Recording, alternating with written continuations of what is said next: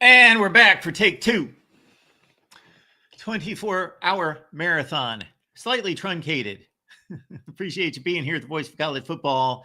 And you're probably wondering if you're just catching us and you're accustomed to the 24-hour kickoff marathons of the past, thinking, well, Mark, this is not a 24-hour marathon.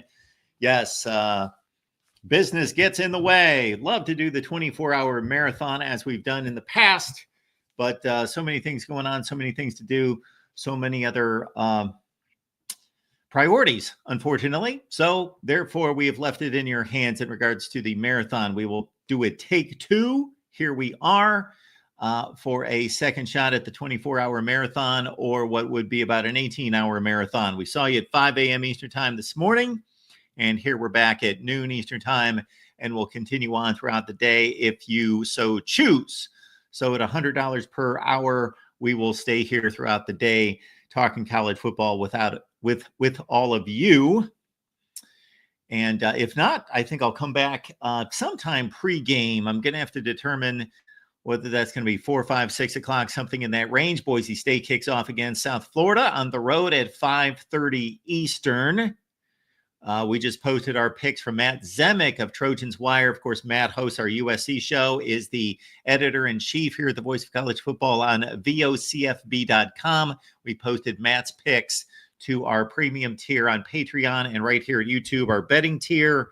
And Corey Brada, Steve Dace, my picks will be available here in the next couple hours.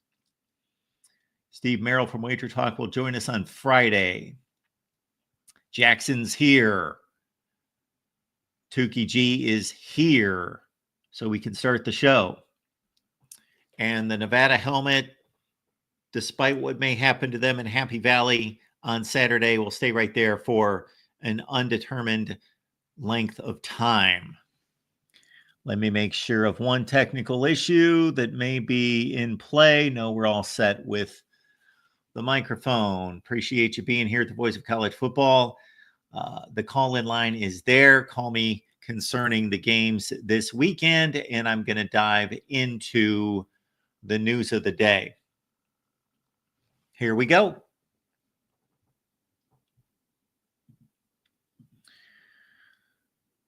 We see that Bill Belichick is named the starting quarterback for his Monday night showdown against TCU at home, his big home opener as head coach at North Carolina.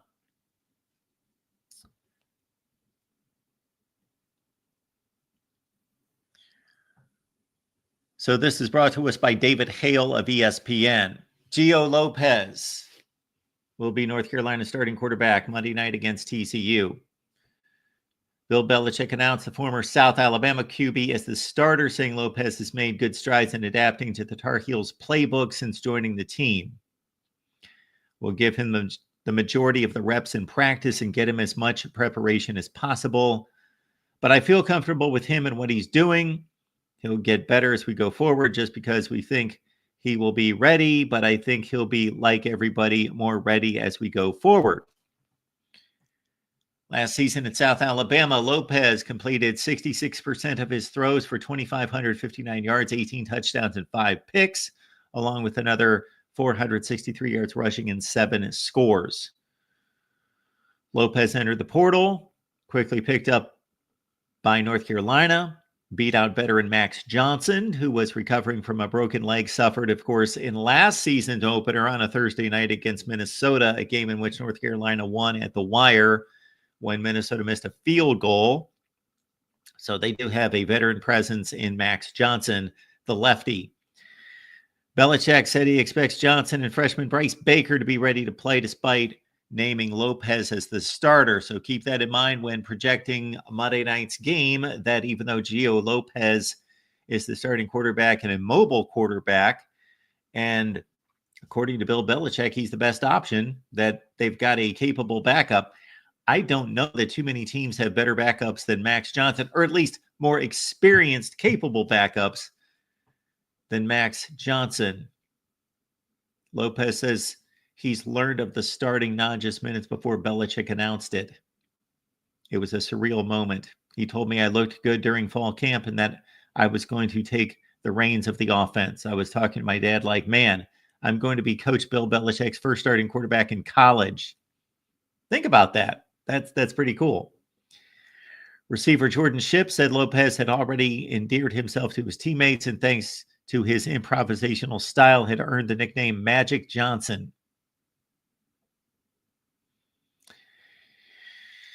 I'm surprised that a bunch of 18-year-olds referenced Magic Johnson, who hasn't played since, about 1993?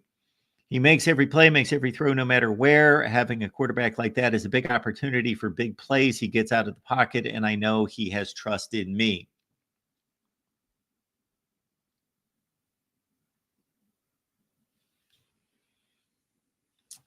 Anything else here of significance? North Carolina's turned over a sizable portion of its roster from last season, bringing in more than 70 new faces, including 30 transfers following spring ball. Belichick said that he's been comfortable with what he has seen from his team in most areas throughout fall camp, but that he expects adjustments will be needed in the coming weeks.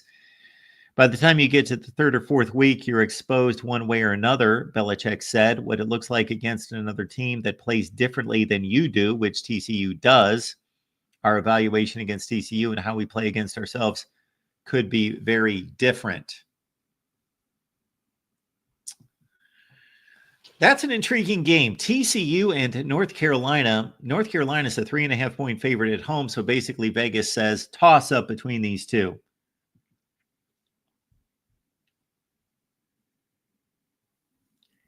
Hi, Karen. Good morning to you. Aaron, good to see you.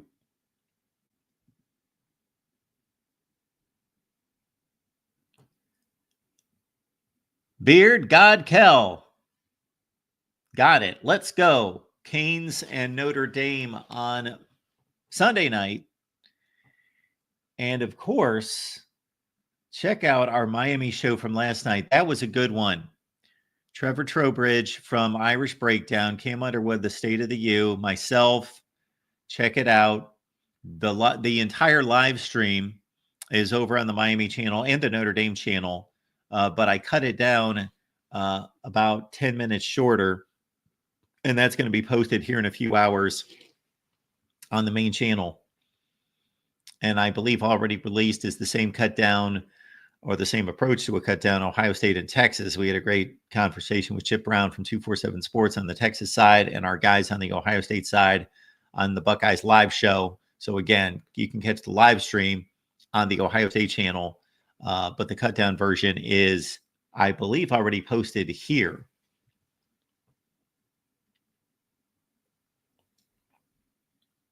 Back to the headlines. Gio Lopez, North Carolina. Okay. Dion better be more concerned with Georgia Tech, I think. Regardless, this coming down from the Associated Press. Leave it to Deion Sanders to come up with an idea for the college football playoff that nobody has really mentioned yet. Pay the players for making the tournament and pay them more when their teams win. If they do that, then now it's equality. Now it's even, and every player is making the same amount of money. Sanders and former Alabama coach Nick Saban talked to the Associated Press as part of their unveiling of a new Aflac commercial. Those things don't get old.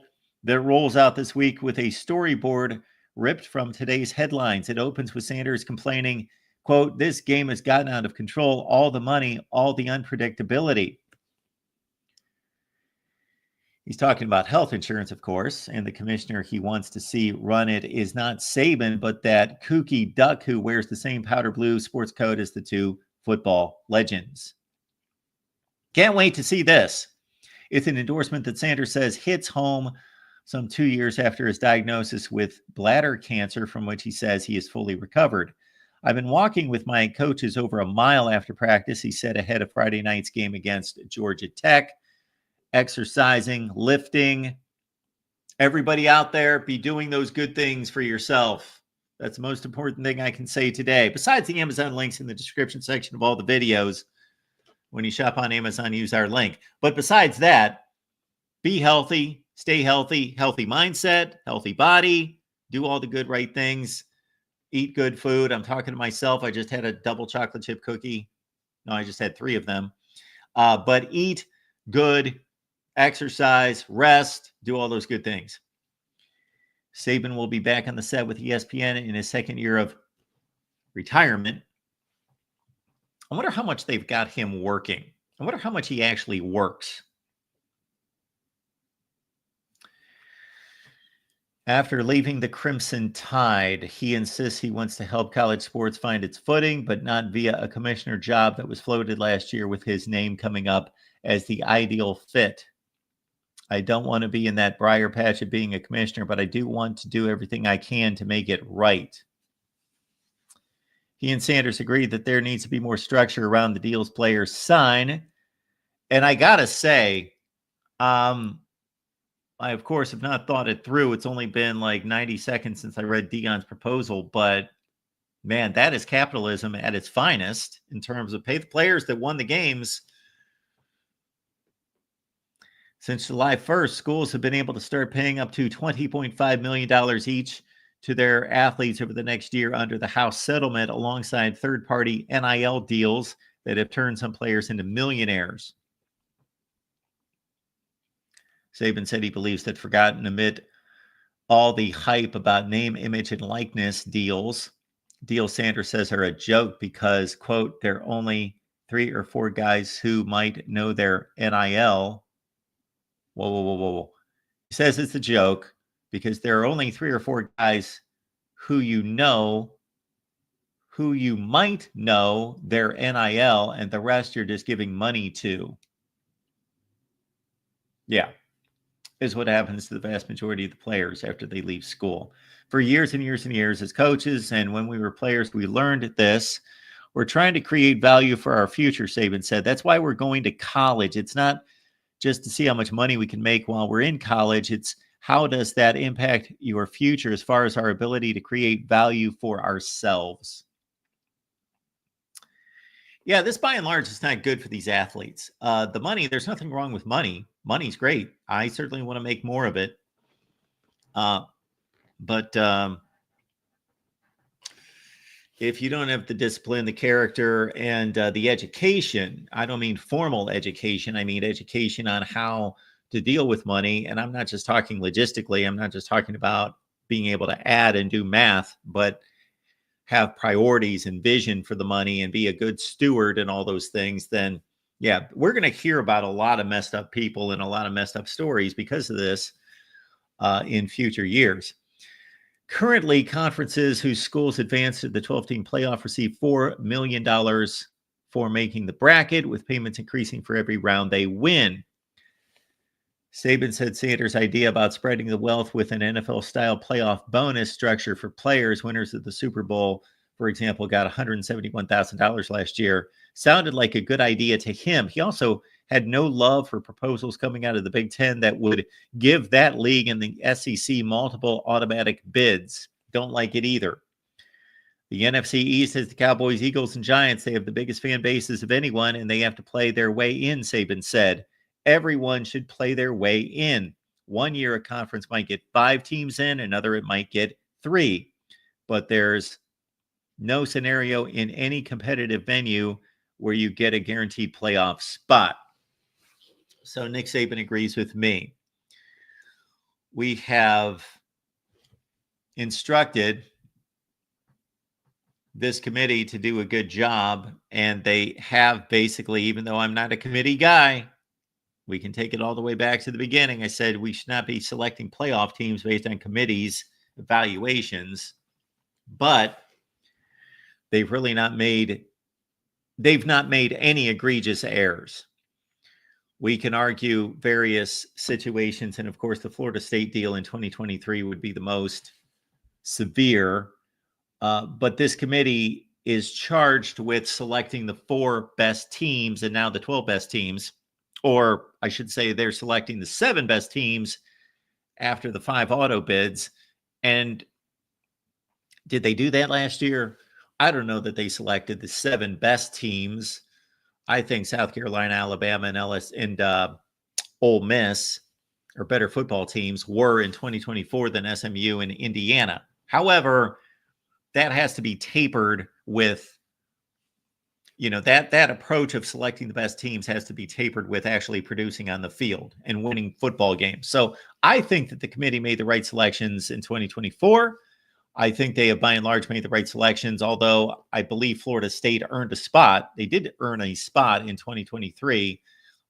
Were they one of the 4 best teams in the country? I do not think so. So the committee actually went back to its roots from the very start to say we're selecting the 4 best teams in the country. So we've all complained about the committee, including myself, front and center. I don't like the committee, don't like the concept, but they've done just fine. And so why would we entrust them and now put up these artificial requirements or these artificial slots for these conferences before one down of football is played?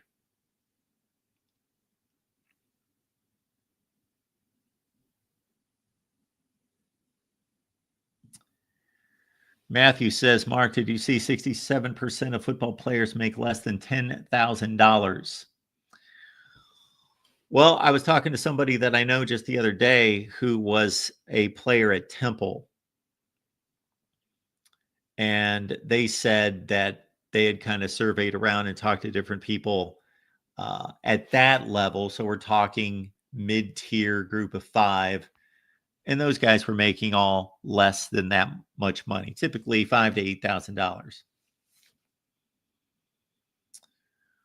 So that does not surprise me, that figure. I know in talking to, let's say, James Coleman, who works with a lot of players that are coming through the high school ranks, he is an NIL collective himself. He deals with a lot of that at the Florida State level, that he says a lot of these numbers that are out there are overblown and it drops off considerably.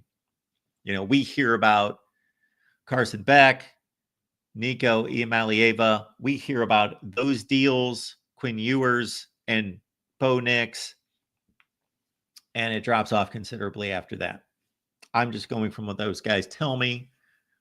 But no, I did not see that estimate.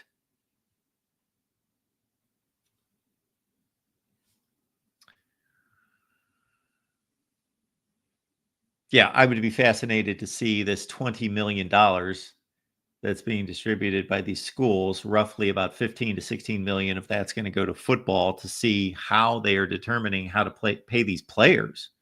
So this is aside from NIL, this revenue distribution.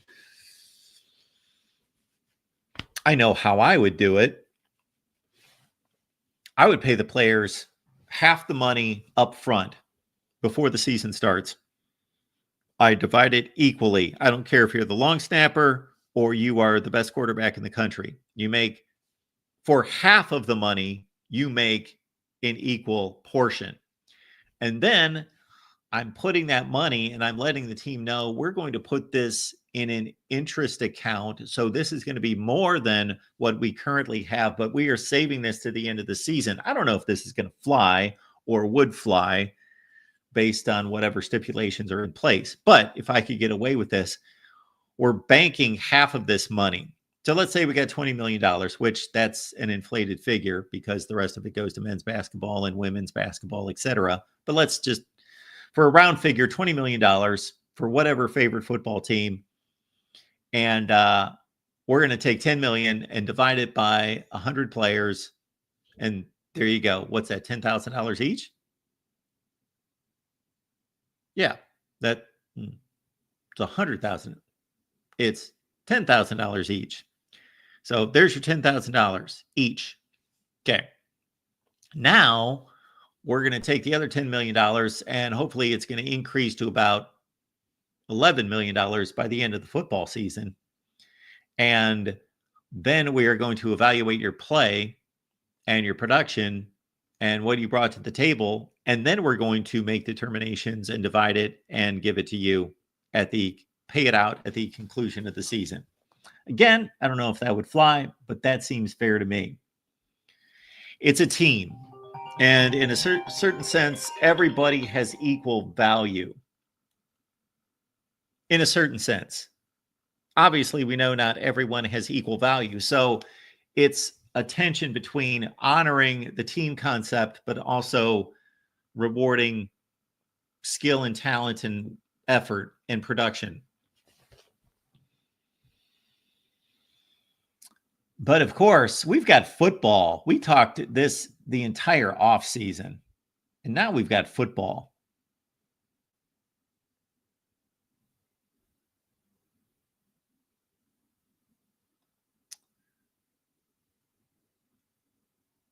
Don't know that we need to get into these stories necessarily, top to bottom, but just as a rundown leading into this weekend, we've got the Alabama defensive line injury, Tim Keenan. We've got Harvard Yale going to play at Fenway Park in 2026. That's a cute little thing. Army to allow alcohol sales at football games, which is basically about money. Dylan Edwards, who we saw very early against Iowa State, muff a punt, get injured. He's going to be out in the second game for the Cyclones against North Dakota. And of course, Dylan Edwards is the transfer in from Colorado, fairly productive player for the Buffs. Had a huge bowl game, almost 200 yards rushing against Rutgers, was supposed to be the main replacement for DJ Giddens, but he's hurt. And is it Joe Jackson, who is the starting running back now for Kansas State?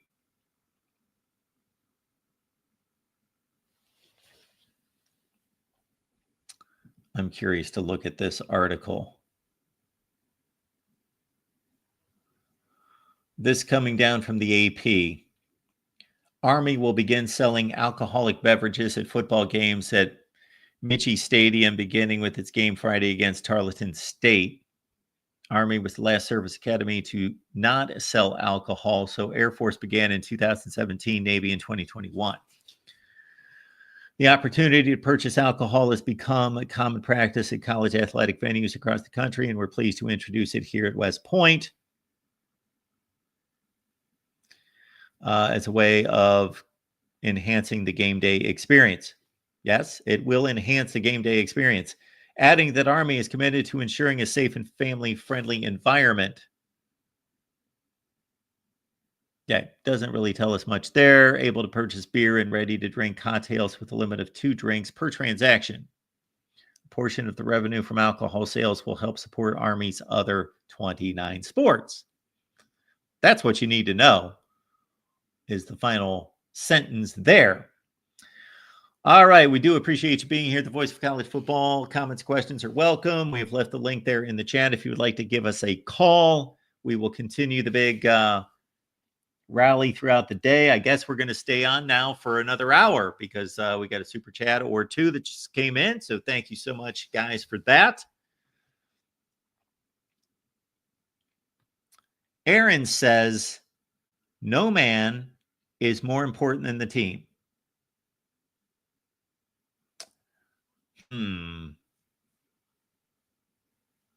Seems I've heard this somewhere before. Let me simmer on that a bit. But Aaron says, no man is more important than the team. No coach is more important than the team. The team. The team. The team. In my best Bo Schembechler. Thank you, Aaron. Appreciate it. Adam showing up tonight or today. I'm used to saying tonight. Adam showed up last night with a big contribution. Adam, thank you so much for your support. And Adam's going to test me with a difficult question here, I'm sure. Mark, last year's playoff selection sparked some debate with SMU and Boise State making the field. Looking back at how the playoff unfolded, has it influenced the way you'll evaluate and select teams for this year's playoff? Well, first of all, I'm not selecting the playoff teams. So I have made my playoff predictions. Now, those are simply based on the format of the college football season and the format of the automatic qualifiers versus the ones that are selected as an invitational. This is still an invitational, at least for 7 of the 12 spots. Now, I believe what you're alluding to here is how I view the playoff format, how fair, just, equitable I believe it to be, whether it's truly putting the 12 best teams on the field in this tournament or not. No, I don't think we saw the 12 best teams in the country play in the playoff last year, but I don't think it was off by much. Like if we had God come down and tell us these are the 12 best football teams in America, I believe that SMU of 2024 gets the boot. Indiana gets the boot. Clemson, they won a conference, but they get the boot. You simply want the 12 best teams. Then you leave out the entire ACC last year, and you bring in the likes of, well, I just booted 3 teams, and you boot Boise State. Most likely, although Boise State,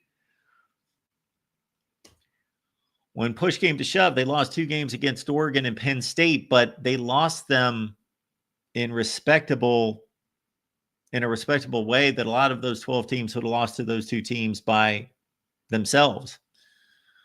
So let's say we kick out Boise State. We got to replace 4 of those teams.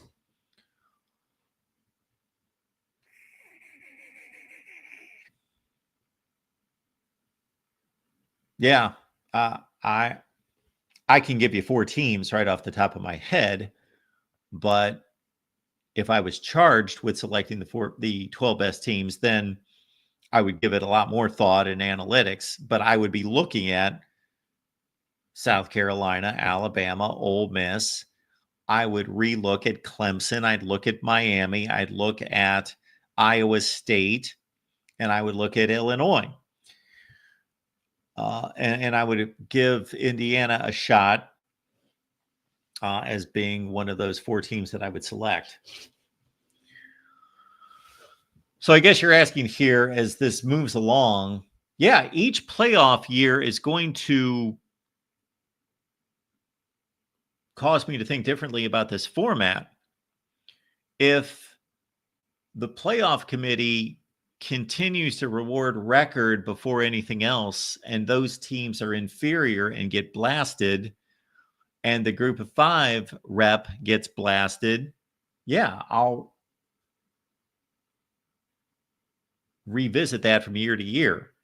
But based on what happened in 2024, we really didn't have any kind of embarrassment.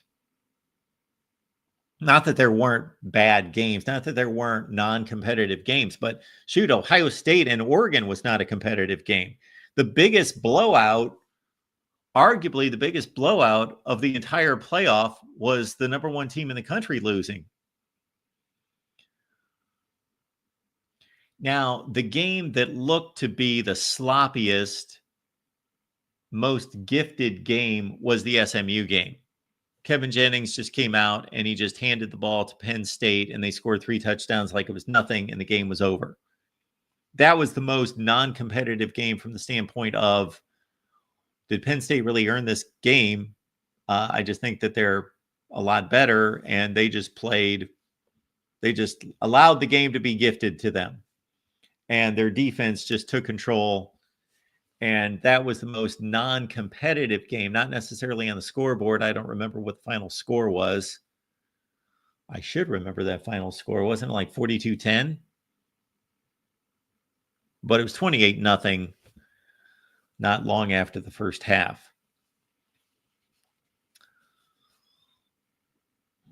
But I want the group of 5 to have a spot. And I want there to be tension and a combining of record, rewarding wins and losses, rewarding the wins, but also understanding that not everyone plays the same schedule. So we can select a 9-3 team over a 10-2 team.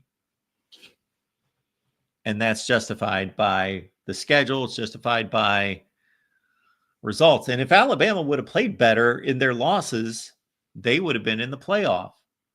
Alabama was one spot away from making the playoff, and they lost to Oklahoma by 3 touchdowns. They lost to Vanderbilt. So they lost to 2 6-6 teams.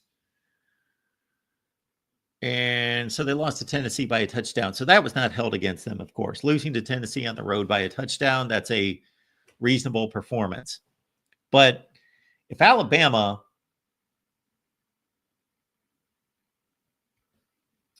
would have lost 2 closer games, even the Vandy game, they only lost by 5, but they really had no chance to win that game.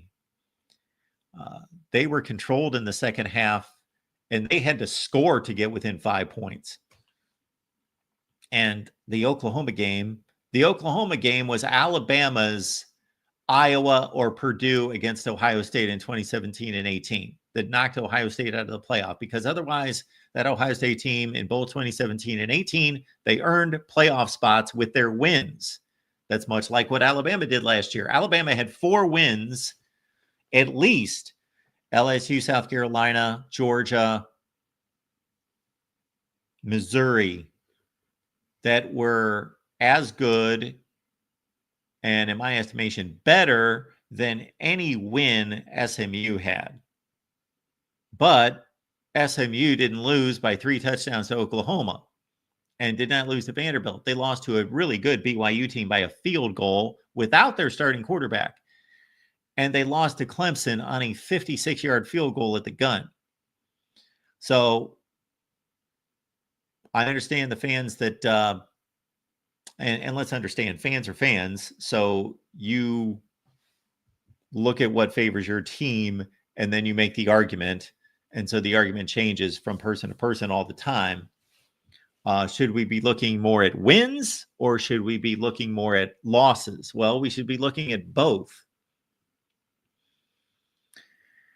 And we had teams outside the playoff last year that proved that they could beat quality teams. We had teams inside the playoff that never proved that they could beat a quality team. Indiana never proved last year that they could beat a quality team. They got a chance to play 2 for sure, and they came up woefully short. But they took care of business otherwise. And they beat 2 teams that were decent: Michigan and Nebraska and Washington. They beat 3 decent teams. They beat 3 top 40 teams. So Indiana took care of one of those categories. They didn't lose football games. They didn't lose any egregious games. They didn't lose any bad games. Even the Ohio State game, they were competitive. The final score didn't look good, but they were competitive. They didn't get blown off the field. It was 14-7 at one point. I believe 14-7 at half.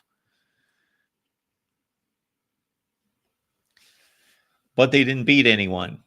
And that's their fault. It's the Big Ten's fault for not putting together an equitable conference schedule, and it's Indiana's fault for refusing to play anyone. So if Indiana would have missed the playoffs, had they not been selected, I would not have been crying for Indiana. I would have said, you needed to go out there and play somebody in non-conference.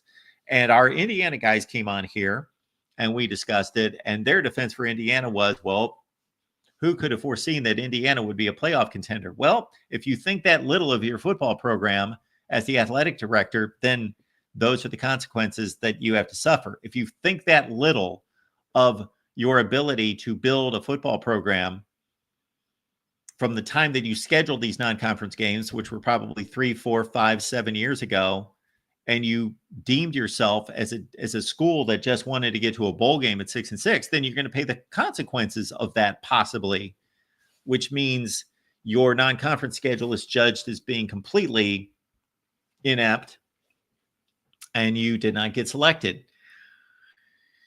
If Indiana would have dropped one other game and been 10-2,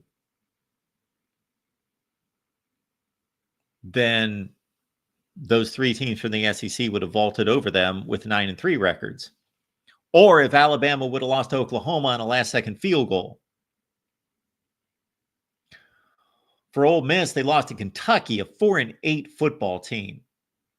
They lost to Florida, 7-5 football team. Good football team that played a brutal schedule to 7-5, but that's still a game that Ole Miss should not lose. Ole Miss's other loss was against LSU in overtime. So that's not an egregious loss. They lost on the road. They led the entire game. They lost in overtime. But so Ole Miss was one play away. They lost to Florida, super close. They lost to Kentucky on a fourth down conversion. They lost to LSU.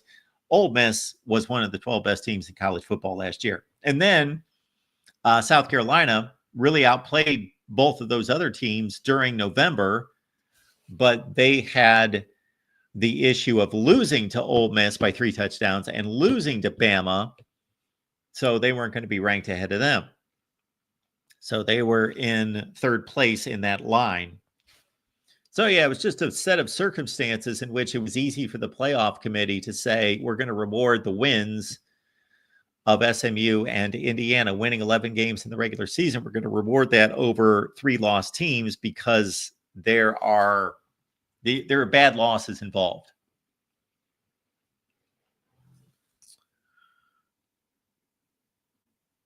So I don't know if I really answered your question. I think with more data,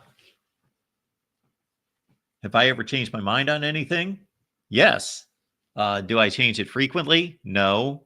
But with more data, and especially since we've had so much conference realignment. So if we did not have all this conference realignment, we'd be able to point to the past and say, most likely what we've seen in the past is going to continue. Therefore, we can evaluate these conferences and how competitive they are and put together a format that is based on track record.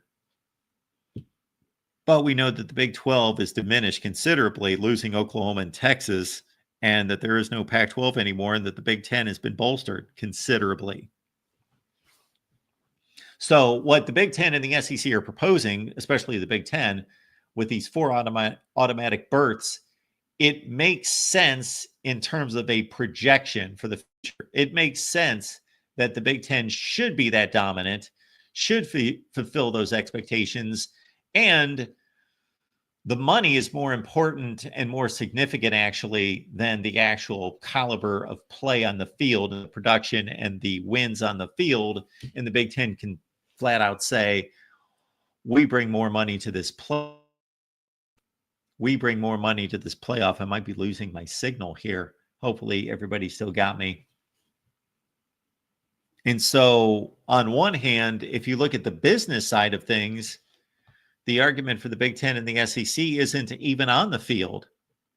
Regardless of what the on-field results are, they could say, we bring more dollars to the table by far than the other 2 conferences. Therefore, we should have more teams in the field. Now, that's not how I believe playoff teams should be selected by any stretch, but I'm just saying that's an argument that it's a business, it's an entertainment product, and most people across America, if all things being equal, and you determined what teams will they watch, let's say Ohio State went 7-5 this year, and Kansas State went 11-1. Well, from a business perspective, I'm not proposing this in any such way. I'm all about select the best teams on the field. Combination of the best teams on the field and the teams that earned it. From a business standpoint, you would say, well, put Ohio State in the playoff at 7-5 over Kansas State at 11-1, which is ridiculous, of course, but it's an entertainment industry, and that 7-5 Ohio State team is going to draw more eyeballs to the TV set than an 11-1 Kansas State team. So that's another argument that the Big 10 doesn't want to put that out there in public, but it's definitely a conversation with the networks that flooding the field with SEC and Big 10 teams is a far better TV product and popular product than it is by flooding the field with Big 12 teams outside of Colorado and ACC teams. Besides, if anyone thinks Clemson, Florida State, and Miami are worth a damn. Adam, thank you so much for the contribution. We appreciate it. Here we go. Mark, Drew Aller has no class. He prefers to throw interceptions. 3 against USC, 2 against Oregon, and the horrifying 1 against Notre Dame. He was average against good teams. Aller will doom Penn State this year. And that might possibly be the case. We'll see if he continues to improve and is able to take advantage of what should be a better wide receiver core. So let's understand this guy has not necessarily been surrounded by Joe Burrow's LSU wide receivers.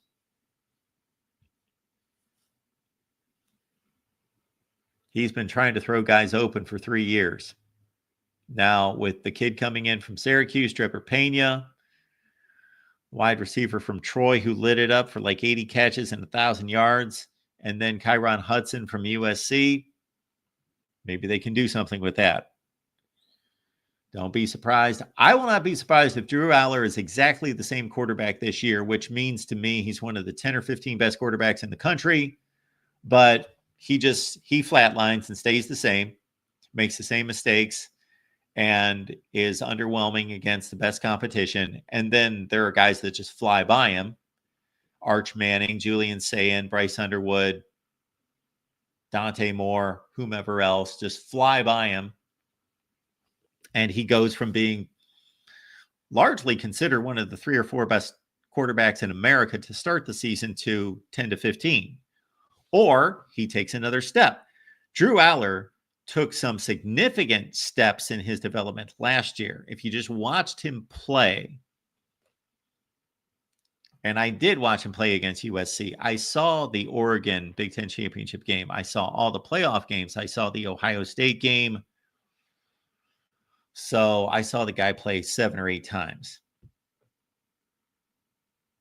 And he was much more decisive. He was a lot less of a check down quarterback. Now, I got to say, the previous year, the throw that sticks out to me from Drew Aller in a negative sense, the year before, was they lost to Michigan by 9 points at home. And they still had a chance to win in the fourth quarter, maybe 5 minutes left in the game. And now, believe me, there were all sorts of issues around Drew Aller for the course of this game. Bad play calling, and which I rarely go to that card because I figure I am not credentialed enough to be picking on offensive coordinators in college football, but sometimes it's obvious. Sometimes, and I don't remember the specifics, but I do recall obviously bad play calling that really hurt Drew Aller in that game. And then the wide receivers were terrible, and the Michigan secondary was great, of course. They were the eventual national champions, and their secondary was great, led by Will Johnson. So he had a lot going against him. But late in that game, with Penn State still an opportunity to win the game, and James Franklin had just made a stupid decision on a 3rd down that could have advanced the ball, but it put them into like a 4th and 2. And Drew Aller standing in the pocket, and there's not a soul around him. He's got perfect pocket protection. And there is a crossing route right in front of him. The Penn State wide receiver just runs right past his guy and is just going across the face guard of the defender. And he's open. For college football, he's open. He's wide open, actually. And Drew Aller only has to make a throw from me to this wall. He probably makes this throw 25 times in practice every day. And he just threw the worst ball with the game on the line and just threw it like 4 feet behind the dude, and game over. So I hate to judge a player on one throw, but obviously that's not one throw with Drew Aller. It's about 10 throws in his career. But I will go back to saying that he's been overmatched, meaning not just him, his team, his offense has been overmatched by specifically Ohio State and Michigan's defenses. So he should have everything working for him this year. The best running game in college football, combined offensive line and the two backs in the backfield, and improved wide receiver play. Although he loses, of course, the best tight end in college football. Jim! Thank you so much for the contribution, Jim. Look at Jim stepping in there. Thank you so much, Jim. We appreciate your presence in the chat all the time. Jim says, just chipping in a big way, Jim. Thank you. Thanks for the channel mark. So we appreciate your contributions so much.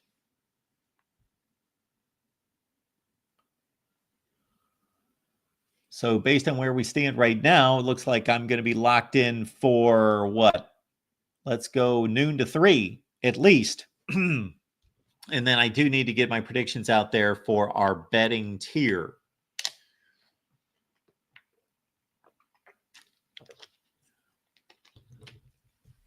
And I would like to hear from all of you as well.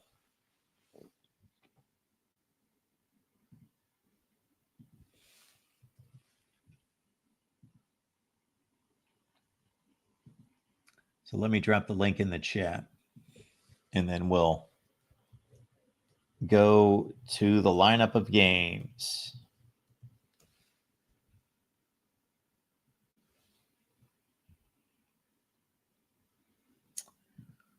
Joe is asking, how many games are there tonight? Here's your lineup tonight. Let's go to the TV schedule. And I also have the sports books lined up to discuss that.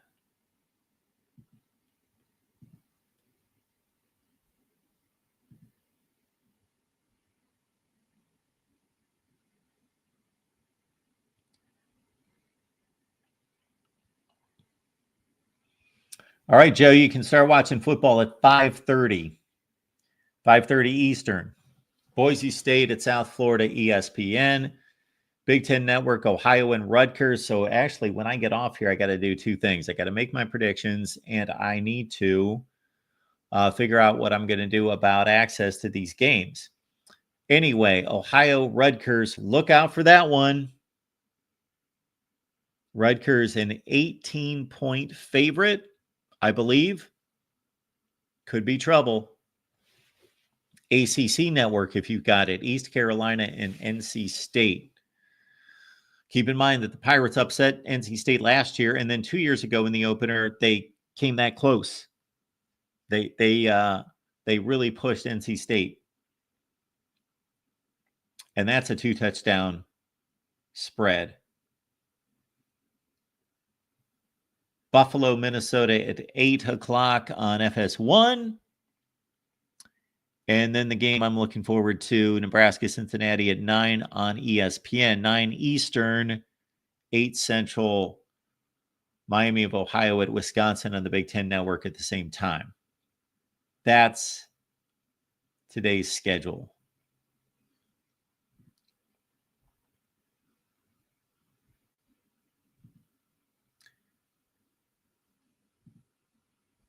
Now, if we go to the lines for the week from the top,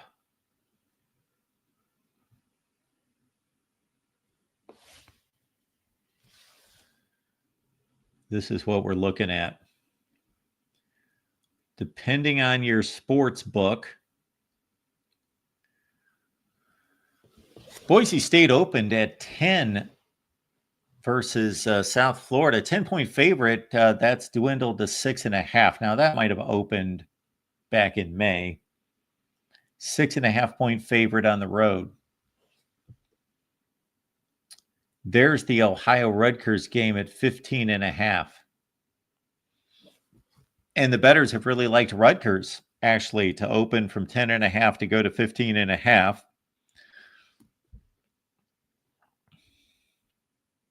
There's the NC State game that's going to be on ACC Network against East Carolina as a 14-point favorite. I know where I'm leaning on these games.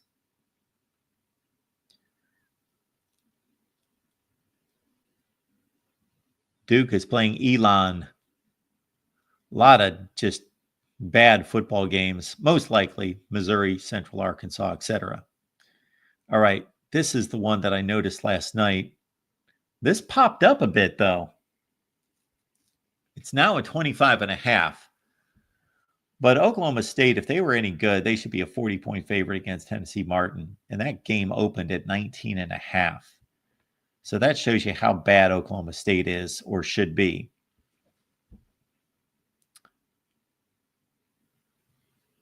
Minnesota lost to Bowling Green 2 years ago despite going 9-4. And they're at home against Buffalo. Minnesota has been one of these teams that plays these Thursday night games, don't they? They played last year against North Carolina. They played the year before against Nebraska. They played Ohio State in 2021. So that's 21, 22, 24. So I forget the other year in there, but that's 3 times at least in the last 4 years that Minnesota's played a Thursday night game.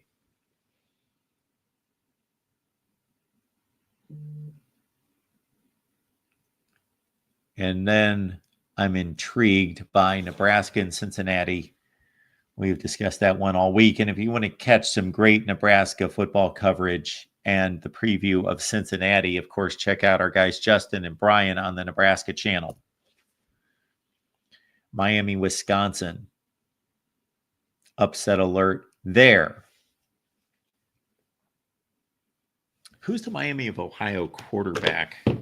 I'm curious. I'm guessing as soon as I see his name, I'm going to know who it is.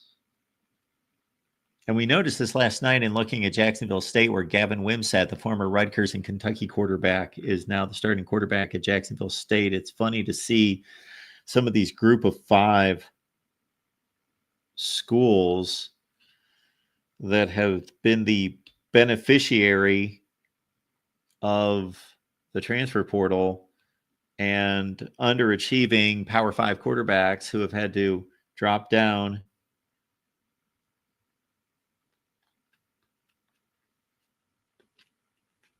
into the group of 5.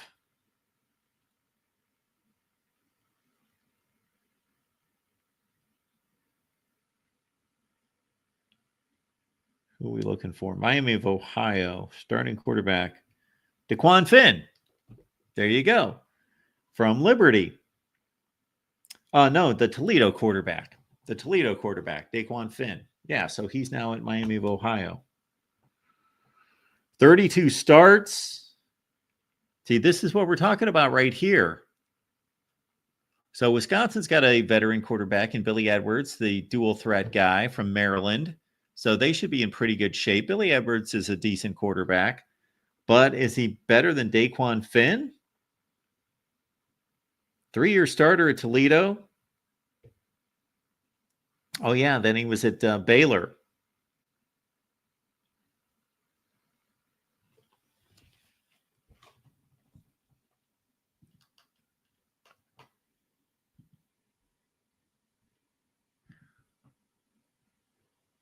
Yay, Alabama Rich. Thank you so much for becoming a member here at the Voice of College Football. We so much appreciate your contribution. Keep in mind, we've got an Alabama channel where we've got live shows on Monday, Tuesday, and Thursday.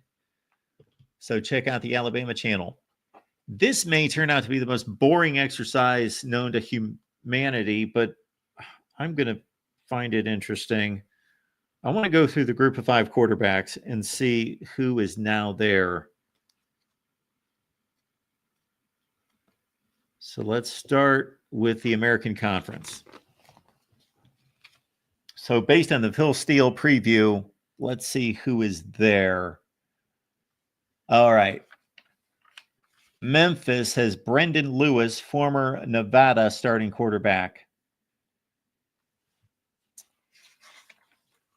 Your starting quarterback with UTSA is Owen McCown. He was at Colorado, played sparingly, had 4 starts. All right, Tulane, Brendan Sullivan, of course. And, of course, Brendan Sullivan was the starting quarterback part-time with Iowa last year, and before that at Northwestern.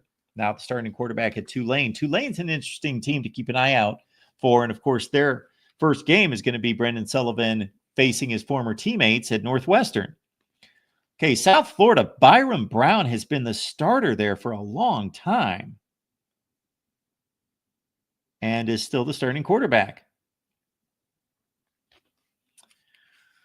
Navy, Blake Horvath. He had a great season last year. Of course, he was one of the top players at his position last year, so he's still with Navy.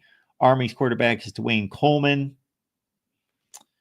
Of course, not a lot of transfers with Navy and Army. North Texas, Reese Poffenbarger, former Miami quarterback. Obviously, didn't start, didn't play there, anything like that, but he was on the Miami roster for a couple of years and then went to Albany. Reese Poffenbarger at North Texas.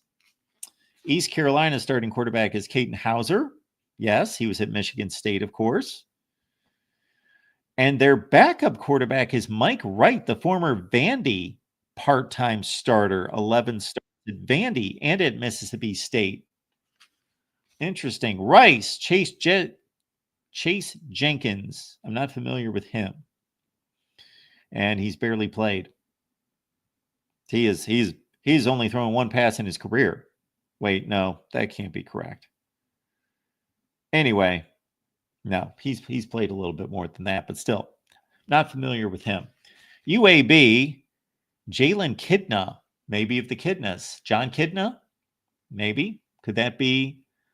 I'm going to take a guess on this. So this is Trent Dilfer's team, UAB.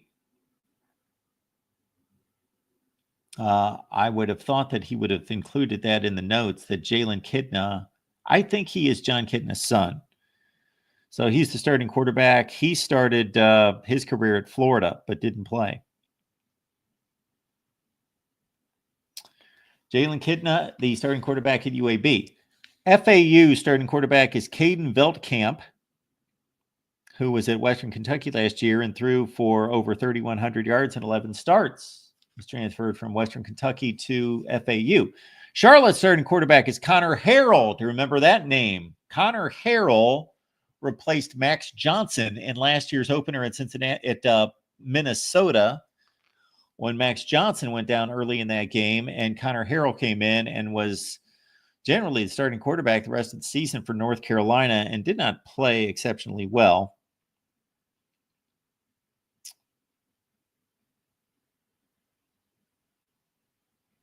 Grayson Loftus is the backup quarterback at Charlotte. He was at Duke, yes. All right, Temple starting quarterback, Giovanni McCoy. Not really familiar with him. He was at Idaho. Evan Simon, former Rutgers quarterback, is the backup at Temple. I do know that name. Anybody that's played in the Power 5, if they've done anything, I'm going to know them. But a lot of these guys that kicked around the group of 5, unless they were starting quarterback, if they were starting quarterback, then I would know them. Kirk Francis, don't know that name. Tulsa starting quarterback. Boise State, of course, has their quarterback back this season, Maddox Madsen. I like him. Not a gifted thrower, but a tough guy, leader. Walker Eget is the starting quarterback at San Jose State. He was there last year, 13 touchdowns, 10 picks. UNLV, of course, Anthony Calandria, and we saw on week 0, we saw the combination of Anthony Calandria and, of course, the former Michigan quarterback, Alex Orji. Air Force, Josh Johnson. He's not familiar to me. The name is from other references there. Braden Fowler Nicolosi is Colorado State's starting quarterback. Not familiar with him. Hawaii. We saw this kid play against Stanford last week. Micah Elahado. Fresno State. E.J. Warner, of course, he played last weekend against Kansas, and that's Kurt Warner's son. He was at Temple.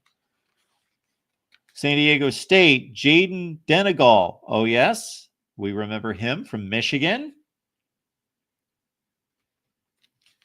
Wyoming started quarterback Caden Anderson. Don't know him. Nevada. Chuba Purdy, who was at Nebraska. I lost track of him. Chuba Purdy, who was before that at Florida State. Now the Nevada starting quarterback.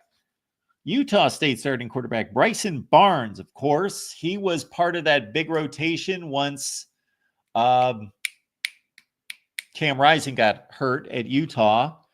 They just shuffled in quarterbacks all over the place. And Bryson Barnes was the quarterback who completed that big pass against Ohio State for that tied the Rose Bowl a couple years ago. New Mexico, Jack Lane. He's from Idaho. Don't know him.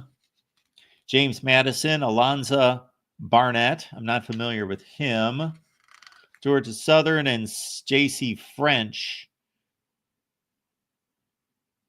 I know the name, but I can't figure out where he was. Old Dominion, Colton Joseph. He was there for a second season. A.J. Swan, the former Vandy quarterback at App State. Of course, replacing Joey Aguilar, who's made his way to UCLA and now Tennessee.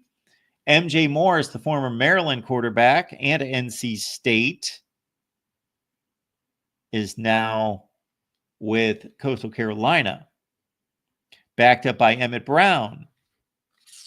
Georgia State, Christian Velo. Remember him with Penn State? And then he was with Pitt. And played quite a bit a couple years ago with Pitt. He's the Georgia State starting quarterback. Carlos Del Rio Wilson. Do not know him. I would remember that name. He's the starting quarterback at Marshall. Walker Howard is at Louisiana. I did not know that. Walker Howard of LSU fame. He was a big, close to 5-star player, now at Louisiana. Texas State, Keldrick Luster. He was at SMU, didn't play. Southern Miss starting quarterback is Braylon Braxton. I do not remember him. South Alabama is Zach Pyron, the former Georgia Tech player. Got some spot starts. Got on the field with Georgia Tech and actually pulled off some nice plays against Miami in that upset last November.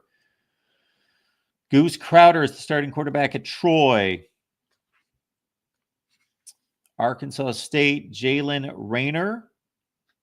Don't remember that name. Louisiana Monroe, Aiden Armenta. And let's look through the MAC quarterbacks. We got Toledo and Tucker Gleason. He was their starting quarterback last year, 24 touchdowns, 8 picks. Buffalo starting quarterback Taquan Roberson. Remember him? Penn State came into the Iowa game at Kinnick Stadium when Sean Clifford got hurt. Later was the starting quarterback at UConn. He's now at Buffalo and going to be taking on Minnesota tonight. Parker Navarro at Ohio. We talked about him last night, actually. A really good runner, 1,000 yards, 18 touchdowns. Miami of Ohio starting quarterback Daquan Finn. We started the conversation with him from Toledo and Baylor. Northern Illinois starting quarterback Josh Hoist. I'm not familiar with him. Bowling Green, Drew Pine. There's a name for you. Bowling Green starting quarterback is Drew Pine. I lost track of him. Notre Dame, Arizona State. Central Michigan, Joey Labus, former Iowa quarterback. Now at Central Michigan. All right. Eastern Michigan starting quarterback is Noah Kim. Remember that name? Noah Kim, yes. Coastal Carolina, Michigan State. Interesting. Western Michigan, Brady Jones. I do not know him. He came from a community college. Ben Finley. He of the Finley brothers. His brother was starting quarterback at NC State. He was at NC State. He's now at Akron. Ball State starting quarterback is Kealel Kelly. I do not know him. UMass starting quarterback Brandon Rose. Brandon Rose, Utah. So those Utah quarterbacks are making their way to the MAC between Bryson Barnes and Brandon Rose. Interesting. Kent State, CJ Montez from Fordham. Don't know him. Liberty, Ethan Vasco. He has spent his time at Coastal Carolina. Louisiana Tech starting quarterback is Evan Bullock. I am not familiar with him. Western Kentucky, Maverick McIver is their starting quarterback.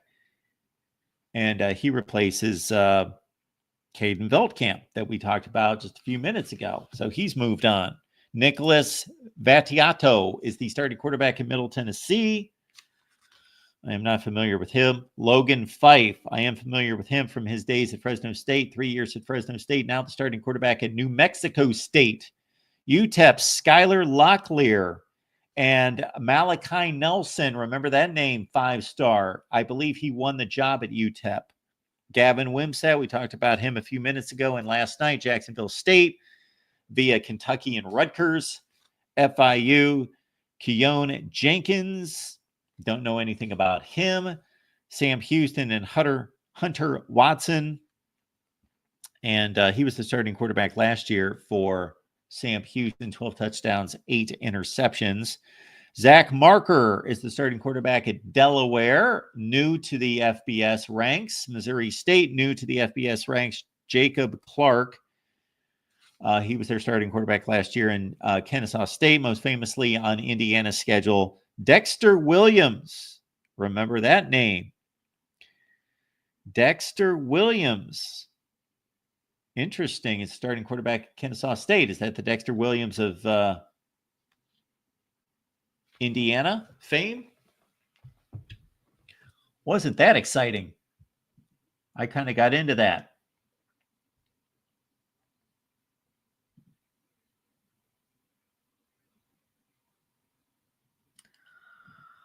Okay, this is the best comment of the day thus far. Matt says, Mark, been listening for 3 years. Just made an account so I can finally comment. So I've lived in the YouTube world for 15 years now, so I cannot relate to people that don't have accounts. I'm not saying that's a bad thing. I think that's actually probably a good thing. You don't have an account. You can still go on YouTube, I guess, and just watch videos. I think it makes it more difficult, doesn't it? Anyway, so Matt here has been probably watching YouTube forever and listening to us here at the Voice of College Football for 3 years. And now he can comment because he signed up for an account. So YouTube, of course, just like every other entity, is just trying to reel people in, and they're trying to, even if they get no money from us, they're wanting to reel us in to connect us, to attach us to their product. So that's why they want you to sign up, and you got to start a YouTube channel, basically. So what you got now, Matt, is a YouTube channel, but you don't have a YouTube channel unless you start one, but you have the opportunity now. So that's all that does. And now you can comment. So that's awesome to see. Matt, it's great to have you. And, you know, I got to sometimes consider, because it comes to light every so often, where when somebody shows up and says, Mark, I've been watching you for 5 years, but I've just never made a comment. Maybe it's been the situation with Matt here, but others just chose not to comment, or they just sit and watch, or they listen in their car or whatever, and they don't have the ability to comment, or they want to actually give some attention to their employer, let's say, and they're listening at work, but they don't comment. So all you people out there that watch and listen and never comment, you are just as important as everybody else, but we would love to know who you are, though. That's the only problem. I can blindly say thank you, but we don't know who you are.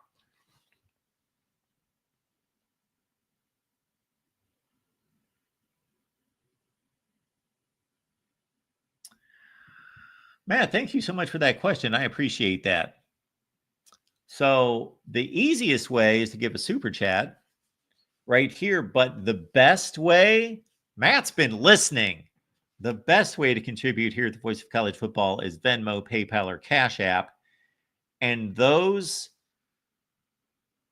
links are down in the description section of this video and every video. So I've tried to make that as easy as possible. And let me know if it's not, but I've attached, if it's possible, I've attached like the PayPal link down in the description section, because truth be known, YouTube takes a sizable chunk out of any contributions that are here. So that's the challenge we work with here, is that I would love to direct all of you to PayPal, Cash App, and Venmo, but then I'd have to sit here on my phone and monitor those feeds to see if anybody had a comment that they wanted to include,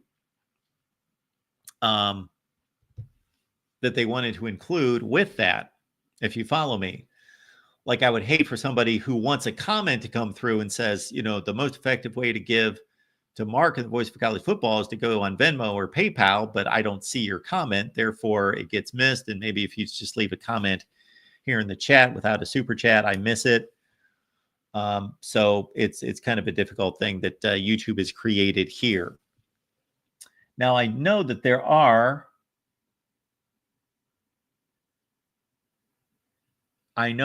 platforms, and I'm trying to think of the service. Oh, shoot. It's a service similar to what we have here with StreamYard, but it's I've never owned it myself, but there's a way to tie all that together and then link it. And I've looked into that, and it was just much too involved at the time. Talk about involved. We basically have sunk more resources, equipment, money into equipment and all those things to have a better operation than we do. But, I put all those things away. It used to be sitting under here, like audio boards and mixers and all this stuff to make this look so much better. But for those of you who have been with me for quite some time, you may remember I was in Connecticut, of course, for a long, long time.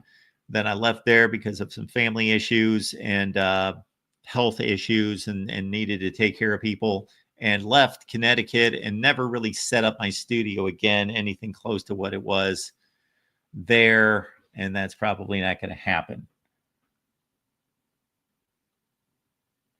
Matt says, I work in college licensing, so I was a nerd when it came to realignment, and that's how I got hooked.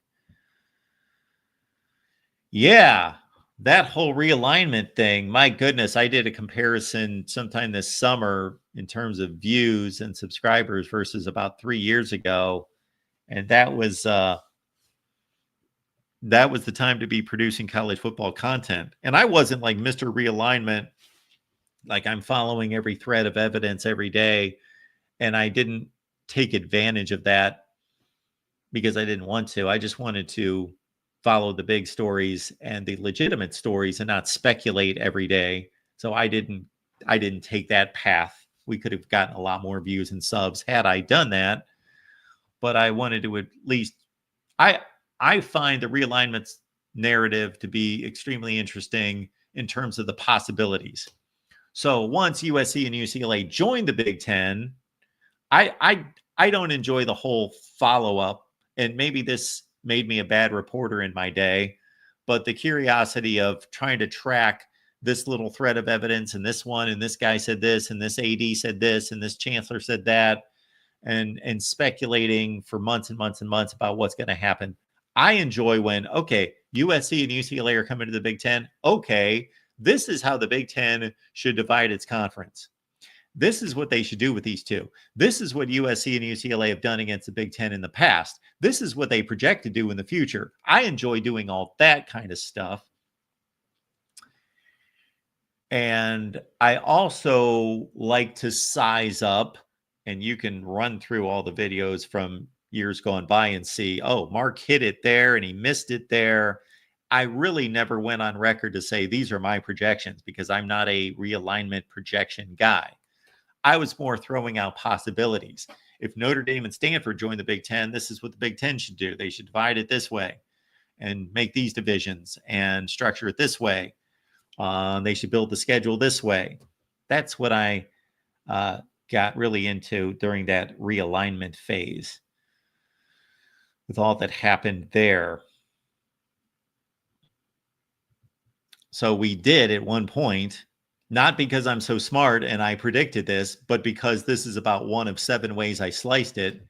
There are videos out there where I said, what if USC, UCLA, Washington, and Oregon joined the Big Ten?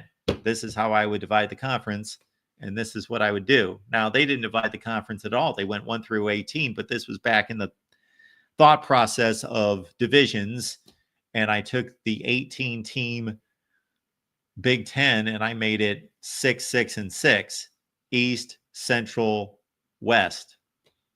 That's what I did. I did a different approach to it.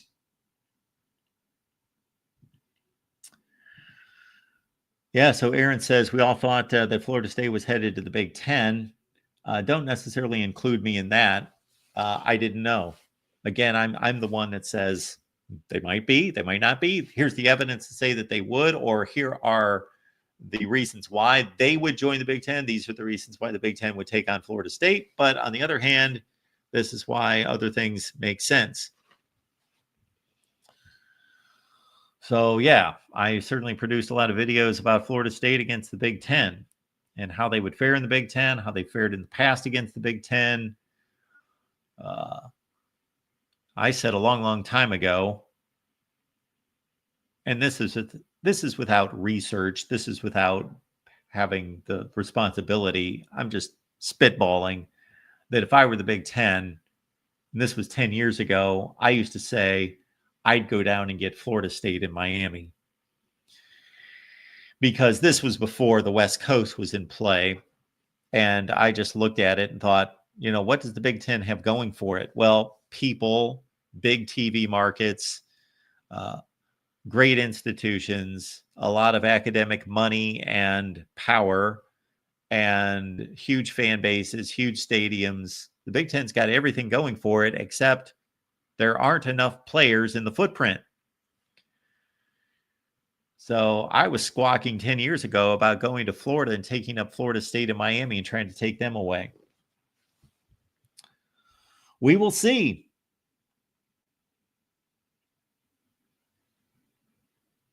Cheryl's here. I can just about guarantee that of everybody that is watching right now, will be watching, could possibly be watching, that Cheryl has been watching the longest. And Cheryl's been a mod for us forever.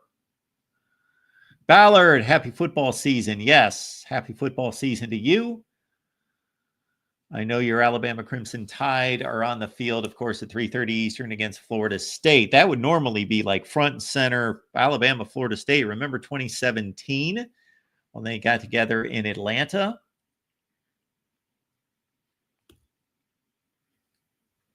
Matthew is asking, Mark, is Connecticut the worst state where you've ever lived? I hated visiting.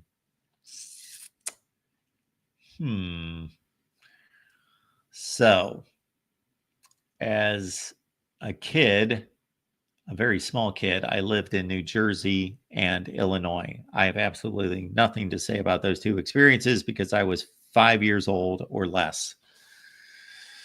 So, who knows? So, Ohio, Mississippi, Connecticut, actually in order, Ohio, Mississippi, Ohio, Connecticut, Ohio, Florida. So based on my experience, yes, Connecticut is dead last. Now, a lot of people would say, Mississippi? Really?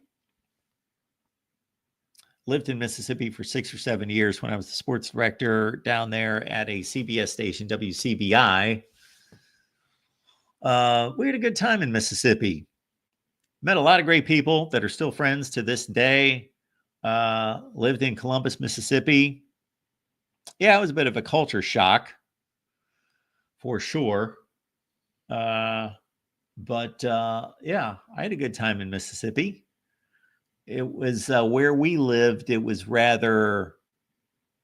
a small town, but actually, by Mississippi standards, it wasn't that small of a town. Like, we talked to people all the time, and they thought that they were visiting the big city when they were in Columbus, Mississippi, because there were restaurants and malls. But yeah, Connecticut. Yeah, when you take into consideration weather, taxes, and just a lot of. I was talking to my daughter about this. I was just in Connecticut 2 weekends ago visiting my kids. And I was talking to my daughter about this. She loves New England. She doesn't love the weather, but she loves New England, and she loves the vibe. She loves the architecture. She loves the feel. She thinks it's very quaint, very cute. And it is when it's kept up. So there are portions of Connecticut, just like anywhere else. There are portions of Connecticut that are beautiful, picturesque. I've got friends down here in Florida that they went to Connecticut, and ironically, they visited Connecticut at the same time my son was getting married. So we got together and did some gambling and went to Mohegan Sun last October and had a great time. But they just were enamored with, well, my buddy's wife was enamored with Connecticut because of all the fall leaves, and they hit it when the weather was just perfect. It's like 75 degrees, sunny, and enamored with, the historical aspect, married to the fall leaves and all of that. So it can be a beautiful state. I do miss climbing. I do miss my walks where I could climb hills. Like Florida, flat, just flat, nothing. So take all that into consideration. And again, the taxes are terrible. And what is not kept up in Connecticut, where the upkeep is lacking, looks really awful. It looks decrepit and old and bleh. So there's a lot of ugliness in Connecticut, in my estimation. My son picked me up at the airport. We drove through Hartford, and I told him, I said, this is the ugliest city in America. This is the ugliest city in America. And if somebody else would like to nominate another city, maybe I've not been there, but just to drive through most American cities, they usually are pretty impressive. Like, if you're not looking at the wrong parts of town, and they all have them, but they're usually pretty beautiful. The architecture, the skyline, the way they've been fixed up in recent decades. But Hartford's just dismal.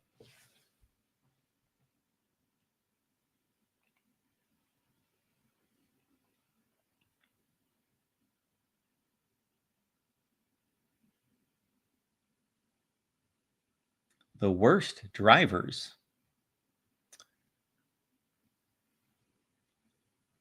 So Matthew's been to 35 of 50 states. I think my count's around 40 something. Probably 40. And the worst drivers in Connecticut. So I've never been one of those people that has been able to move anywhere and say, wow, these drivers are terrible. These Florida drivers, these New York drivers, these fill in the blank drivers. I've never been that person that's been able to distinguish, oh, these people drive like maniacs, or they don't know what they're doing, like collectively. I see bad drivers, I see good drivers all over the place. So I've never been, it's kind of my analysis of fan bases. A lot of people out there judge fan bases and say, this fan base is delusional, this one's respectable, this one's this one's that. I see it in a different light. I see it as every fan base is part delusional, part knowledgeable, part respectable, part homeristic, part pessimistic. I see that in every fan base. I do think, and I will only speak for the Ohio State fan base because I am one of, but I got to think that Alabama, Georgia now, modern Georgia, and maybe just a few other fan bases like this. And I'll give Ohio State fans a bit of a pass on this, but I also think it's a negative trait of the Ohio State fan base. When you legitimately have a legitimate argument as the best football program currently and the best football program of all time, and that can be substantiated. I'm not saying that Ohio State is the greatest football program of all time. I'm saying that there is a legitimate argument to say that it is. Then you have great, not just expectations of the current team and the performance, but you have great expectations of every time something's ranked, every time there's a debate, every time there is a top 5 of this, top 10 of that, anything that you look at it with a critical eye as to say, you don't even like to be placed number 2 on any list. Your thought is, why aren't we number 1? Aren't we number 1 in that? And unless it's factual, where you're just listing out an actual number, if they're given any kind of subjectivity to it and you're not number 1, then you look at it as there must be something wrong with this list, or why aren't we number 1? If you're a Purdue fan, if you're a Kansas State fan, if you're a Rutgers fan, a Wisconsin fan, you have a different take on these things. You can kind of sit back and say, well, I'm going to look at the elites and I can objectively look at them, unless I got something against one of them.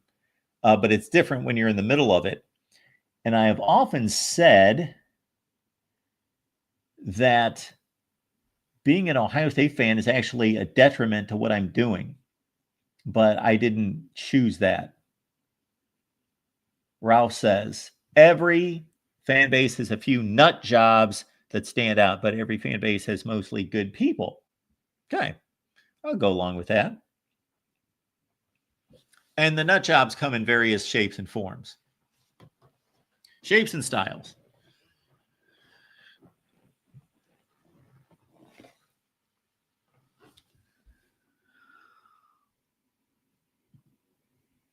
But believe me, I would do this better, and I could remove myself from the conversation and my team from the conversation much better if I were to do this and be if I was a Maryland fan. If I was suddenly a Maryland football fan, then you can just dismiss your own team from being in any of these arguments about the best this and the best that and the top 5 this and the top 10 that, and you can just remove yourself, and then you just objectively look at everybody else. Unfortunately, my team, well, fortunately for me being a fan, but unfortunately for me being an analyst, man, about as much or more than any other school in the country, they are in the middle of every argument, it appears. It just seems as though they are right in the midst of every argument. Alabama Rich, thank you. I appreciate that. Sometimes you don't need to make some kind of grand comment or grand question. Just, man, that just lifts my spirits right there. Love the show, Mark.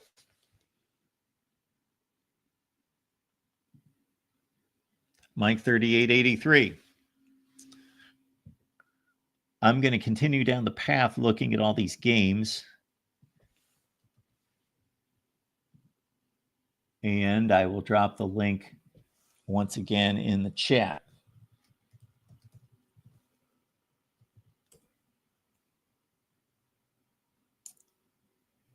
And so before we do that, before we look at the rest of the weekend's games,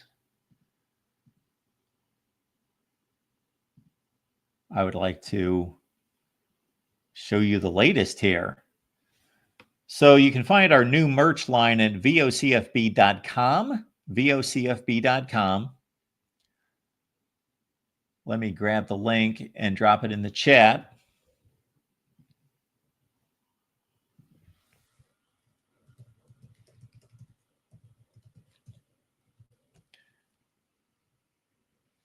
So we did our best to accomplish something here, and that's balance the price point and balance the quality. That was my main goal with all of this, is to say, okay, I don't want people that are going to order things and have it show up and be like, this is kind of a chintzy, not well made piece of clothing. No, we want quality stuff. But of course, then we wanted to balance out with a decent price and make it affordable for most of you. So just give it a look. We appreciate all of you here at the Voice of College Football, and we thank our buddy Josh Mailer over at Oklahoma at the Voice of College Football for putting this together for us. And so those are some of the featured products, a number of hats and polos and t-shirts, and we're going to expand on this. Actually, the team channels, let's grab a team. We've been seeing from a lot of comments from Matthew. So we'll go to Texas. There we go. We got the Texas page here. There you see the hats, the t-shirts, the polo, and then you got the mugs, the tumblers, and we got the can coolers. Good stuff. So check it out, vocfb.com. All right, we got a call coming in from Matt. Matt, he comments for the first time, then he calls. How about that? Mark, can you hear me? I got you, Matt. How you doing? I'm doing great, man. I made my channel because I see all these people leaving crazy comments. You're the voice of college football, man. I've been watching you for 3 years. You're the GOAT. That's very nice of you to say. I appreciate that. My hot take is that Texas A&M might actually win the SEC this year. I think under a second-year coach, a really good coach, Mike Elko from Duke. I think he's a good coach, and they've improved the offensive line. I get that information via Steel, and I think that I looked at their schedule, and I think it's really possible this year. I'm not even an Aggie fan, but I did end up putting a future bet on it. Yeah, so at the time that Mike Elko was hired, and anybody who's not familiar, look at what Mike Elko accomplished at Duke. Duke had lost 16 of its previous 17 ACC games. They were terrible, and he took the same roster and went 8-5 and 9-4. And then he comes to Texas A&M, and obviously the resources and the talent is so much better. And I'm pulling up the Texas A&M schedule here. So I said 2 off seasons ago and produced a video and said Mike Elko was the best head coaching hire of the off season. So I am right there with you on that. And I think people miss, why can't I get that off there? There we go. That even though they see the final record at 8-5 last year, Texas A&M was extremely close to getting to the SEC championship game. Very close to doing that. And Marcel Reed's got a year under his belt. And the defensive talent is pretty exceptional. And I think they are going to have a better wide receiver core than they've had the last 5 or 6 years. Their wide receiver recruiting has been really good, but the production out of that unit has been horrific for a long, long time. So they take this trip to Notre Dame. Obviously, that does not impact the SEC. But like you, I didn't go the full route and take Texas A&M to win the SEC. But I got to say, every time somebody's asked me about dark horses, they are the first team out of my mouth because I agree with you. And I think there is a path here. Let's look at the SEC. They got their first 3 SEC games at home. Florida's going to be a challenge. Auburn could be a challenge, but man, Arkansas. So they should be 4-0 when they go to Death Valley. That's what I'm saying, Mark. I'm looking at that and I'm liking what I'm seeing. There's no easy games in the SEC, but Sure. that's a pretty soft start compared to. And I mean, even if you drop a game or two, like you said, did they have 3 losses last year and they were almost in the SEC championship, 3 conference losses? Yes. Yeah, and that Texas game was surprisingly, I mean, it didn't feel that close. Wasn't it close at the end somehow? Well, here was the deal. They had the ball at the 1-yard line. Texas A&M did. They were down by 10 with about 5 minutes left. And so why they tried to run the ball right up the middle against those Texas defensive tackles, I have no idea. But anyway, if they punch that in, then they're playing defense with 4 to 5 minutes left and down 17-14. Yeah. And maybe they got a chance, but they didn't punch it in. Game over. So I guess you probably gotta only drop 2 games to make the SEC championship, is what it looks like. Yeah. And so that Texas game, that'll be tough, but like, you know, it's a rivalry game, so you never really know who's gonna win those. And then South Carolina, they have that at home. I think that's a close one, but I would lean A&M. I think they could really do it. Like I'm sure they will, you know, not walk out of this schedule unscathed. The back end looks a little tougher, but if you get that cushion and then you get a couple 50-50 games, they're in business as a dark horse, I think. Oh, I'm right there with you. So you pulled the trigger and picked them to win the SEC. I put a little sprinkle on it. Like I liked it at the odds. I think I got the odds at 18-1, and I like that. It's not necessarily I think they're going to win the SEC. Gotcha. I think that 18-1 is good odds for it. You know. Gotcha. It's good money play, no doubt. Right. Yep. My last question is, Mark. I'm 30 minutes from Madison. Do I go to the Miami of Ohio game? Or do I just enjoy the games from home and watch them all? Well, I would say that so you're wondering if I think Miami's got a good chance at an upset and you're going to witness something. Yeah. I do think it's going to be a pretty good football game. Sure, whether they're able to pull it off or not, obviously the odds are stacked as an 18-point dog, but those kind of upsets are more frequent in college football than I think people realize. I, for a couple of years, tracked double-digit upsets or 14 plus, 2-touchdown plus upsets, and they're happening every week in college football, almost every week. Yeah,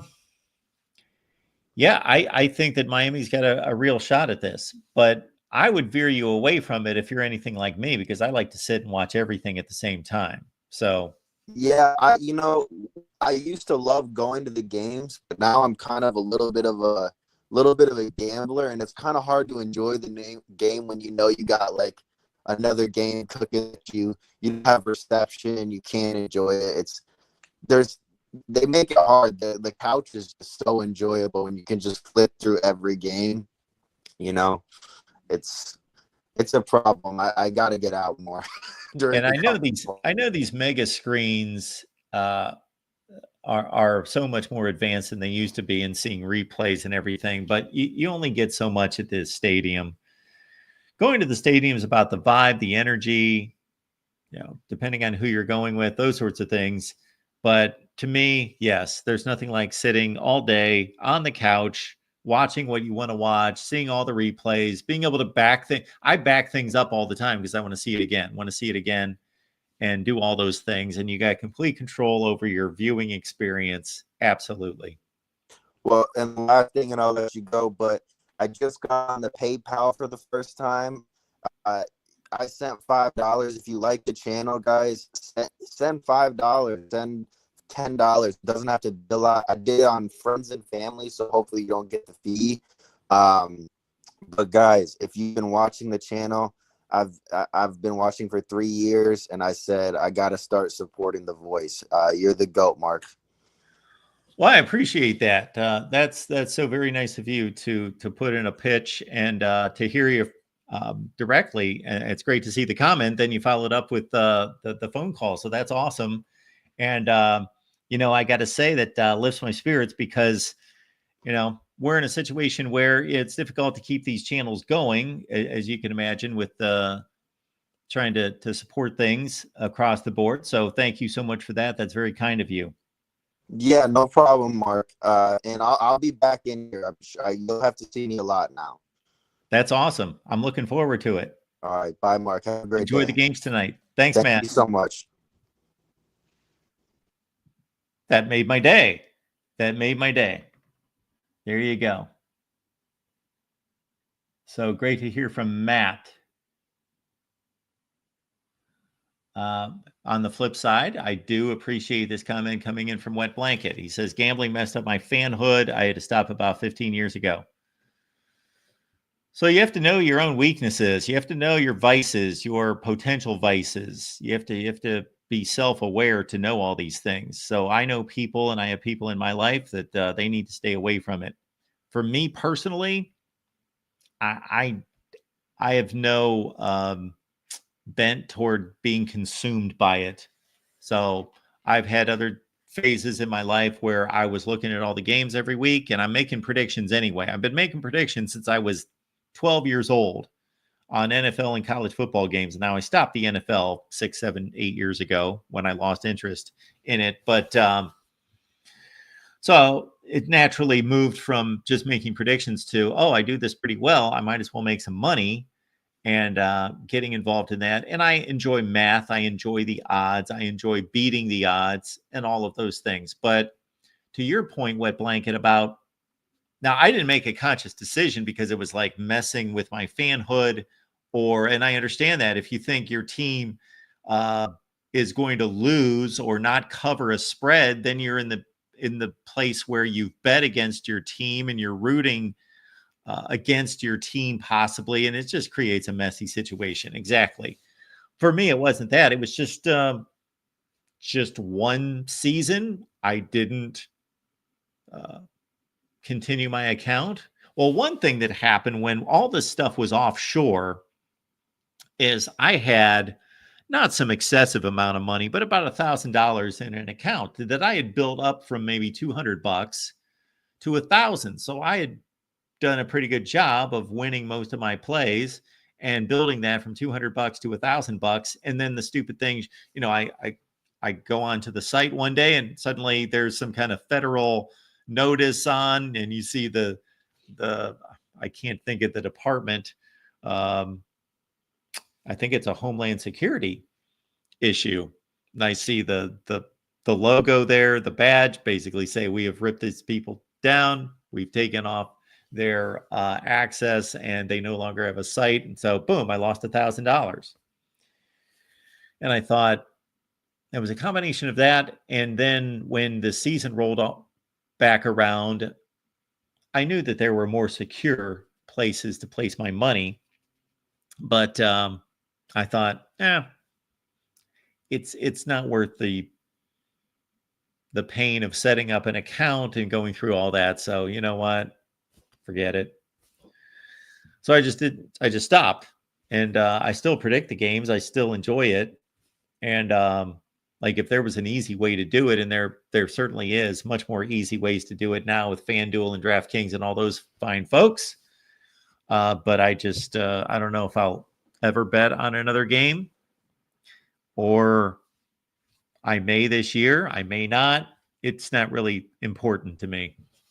But I do like to predict the games straight up and against the spread. And I have said for a long time,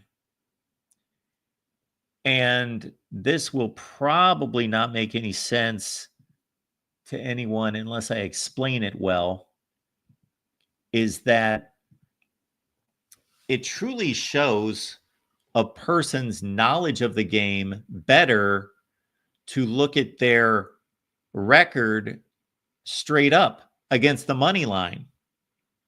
And you may say, well, that's easy to do because most of the games are blowouts and an easy selection, right? Michigan's playing New Mexico. Is it that hard to say Michigan's going to win the game?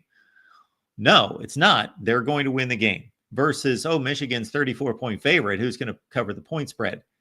My point being, I'm not saying that it's more difficult to pick against the money line. Of course, it's not. It's much easier.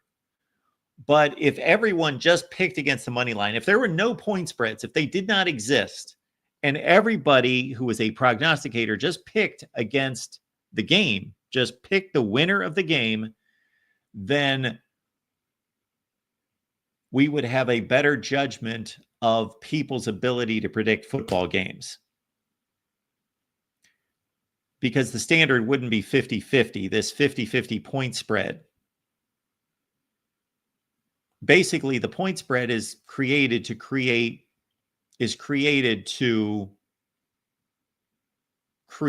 yes, even action on both sides. So as long as Vegas gets even action on both sides, they're going to take their 10% cut and they'll be just fine and continue to build big skyscrapers as hotels.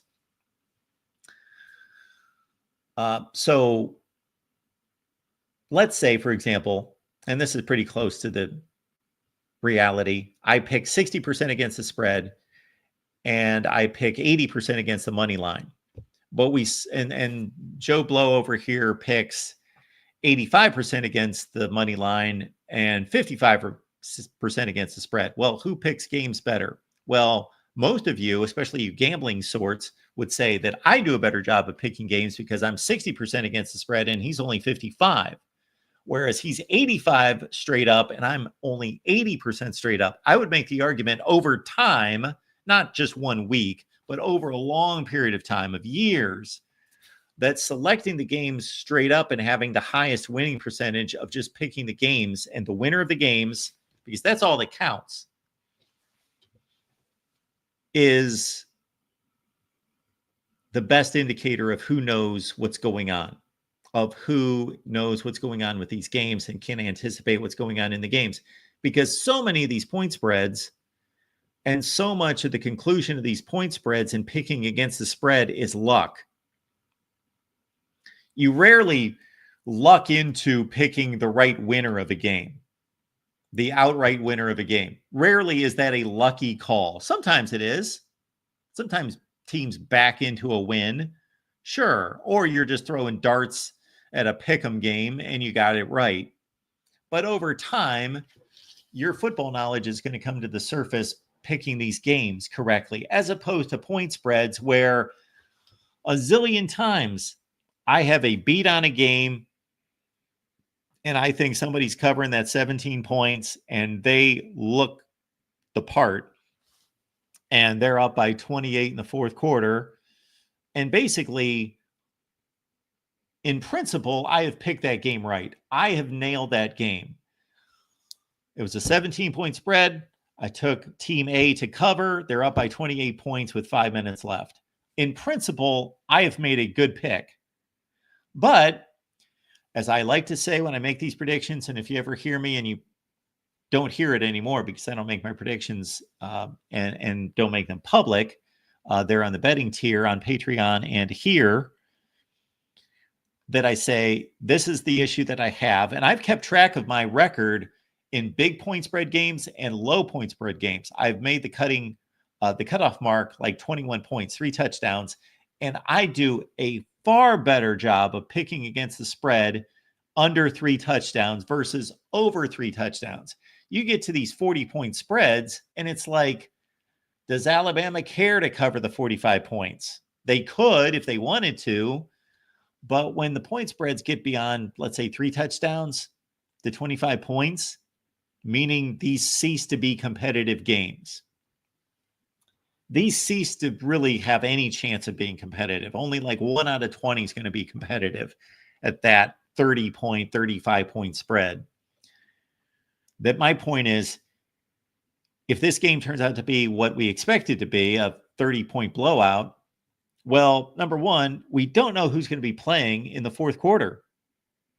We don't know what Team A's coach and his approach is going to be in the fourth quarter.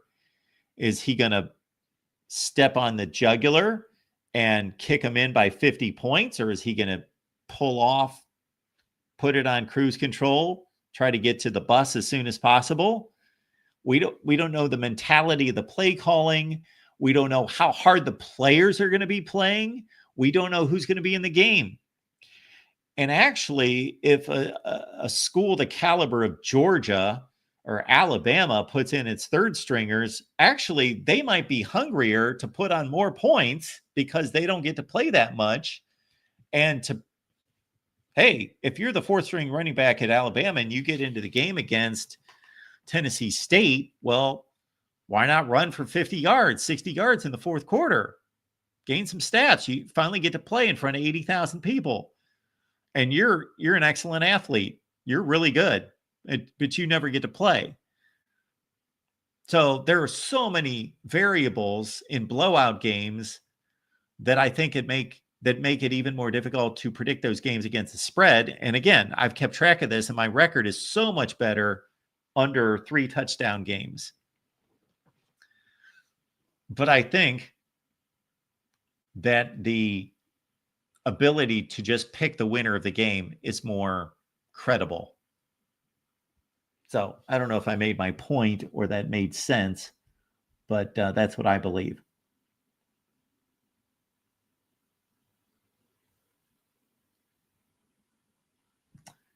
Grayson says, betting straight up is a way to game your record depending on what games you pick. Sure. Well, yeah, if you're looking to impress people with your prediction record, sure. I get away from that because I simply pick all the top 25 games. So I don't pick and choose what games I'm going to pick. Yeah, you could sit there and pick this week. I'm going to pick the Michigan-New Mexico game. I'm going to pick the Georgia-Marshall game. I'm going to pick and just go down the list of the easiest games to pick, and you shouldn't miss a game the entire year. Sure, you can game your record that way. But if you're me, you simply pick all the top 25 games. And then I'll make it more difficult on my record. I actually weigh down my record by selecting games outside the top 25 that are difficult to pick, but I think are interesting games. Like Nebraska and Cincinnati, that's a non-top 25 game. I'll pick it. So games that I think are interesting, meaningful, I pick those games outside the top 25 as well. Super chat coming in. We do appreciate that coming in from our buddy Jackson. So here's the deal. Jackson's on and the rest of the Alabama crew Monday, Tuesday, and Thursday on the Alabama channel. So please check out their work. Jackson is a Rolodex. I made reference to that a couple times this week about myself. I'll give up that crown to Jackson. I'll say I used to be a Rolodex of names and scores, but sometimes I just can't keep it straight. It's been so many years. Last night I was talking to our buddy DeAndre who called in, and I referenced the 1991 Sugar Bowl, and I instantly remembered the score, 39-28. It's not a common score, 39-28. But I couldn't quite for sure remember, did Notre Dame win that game or did Florida win that game? I knew they played, and that was the score. So anyway, we hand over the Rolodex, whatever other Rain Man moniker you want to put on it, to Jackson. Jackson says, yeah, tell the hotel clerks, if you happen to be staying at a hotel this weekend, maybe it's a Holiday Inn Express, about the voice of college football, the clerks, the friends, cashiers, down to Publix, wherever you shop, about the merch store, and get ready for kickoff. So you tell them about the voice of college football, you tell them about the merch store, and you get ready for kickoff. That's the checklist this weekend. When I get off here in, I guess it's going to be 1 hour from now, based on your contributions, I appreciate so much. I got to make my predictions for this weekend, and I got to gather up some other predictions from Steve Dace and Corey Bratta for our Patreon and YouTube channel members. So if you're on the betting tier, you get those picks. You've already got Matt Zemix for this weekend. So you get about 65 picks out of us, including Steve Merrill from Wager Talk, his under the radar pick. I made kind of a poor decision yesterday. I tore my pectoral last September. It was painful. And it was black and blue for practically months. Anyway, it's just still tight. And maybe I pushed it a little bit at the Y yesterday, a little bit too much. It's a little sore, pretty tight. So I'm going to lay off of the workouts today. I'll go with lower body or yoga, cardio, something else. Oh, man, Jackson wants to know how many more for another hour. Oh, I was thinking we would get out of here. Let's see, Jackson. You're holding me accountable, and that's a good thing. 5, 105, 155, 255, 260. What? 40? 40 gets us to 4 o'clock.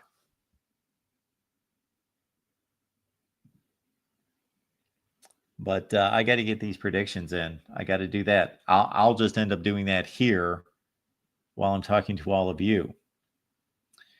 We've got our buddy Peanut 3844 who says that Miami's going to win by 2 touchdowns. I will certainly take Notre Dame in 2 touchdowns. Believe me.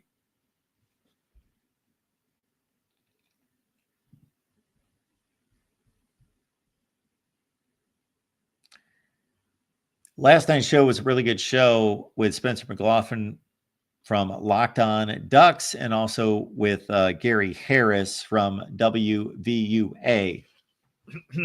So check out the Talk on Alabama. Again, 2 really good recaps from those 2 gentlemen on Oregon and Alabama. We had a great show last night with those 2 and your calls. Now, I'm still thinking about the comment that Matt made about Voice of College Football. You're the GOAT. You're the best. I do appreciate that. And people used to make that comment much more often than they do now. And I get it. I don't produce as much content as I used to. So just to be a bit transparent, I've ventured into 2 other endeavors because I've had to, because this does not pay the bills. So it's really taken me away from giving this the type of time and attention that I need to make this as quality as it should be. But I have moved on to a couple other ventures that take up most of my day. So I am not as on top of the college football world. And anyone at one point calling me the voice of college football, it was always appreciated. And I felt as though we lived up to that for the most part, day in, day out, but not necessarily any longer. But I will be watching college football wall to wall this weekend and every Saturday. And so I will be locked in on the games. And I think this is where we thrive this time of the year. I will be providing my instant analysis videos at the conclusion of all the big games. I do my best to watch. I got 3 screens where I go with 3 games, but I can really only watch 2.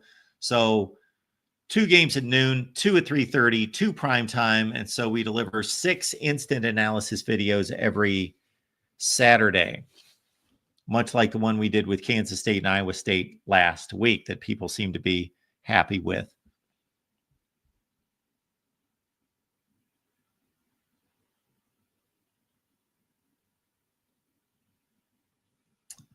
George says, if I was Mark, I would do this thing for about 8 hours and change my mind about the 24-hour thing. So you must have missed it, George. I wised up this year. And instead of going 24 consecutive hours by myself, and I got to credit those people that have relieved me in the past because they've given me an hour off here, 2 hours there, 3 hours there. So it's usually turned into be more like 18 or 19 hours from me. I said this year, hey, unfortunately, for as much as I would love to do it, I would love to be what is the term about being basically financially set for the rest of your life?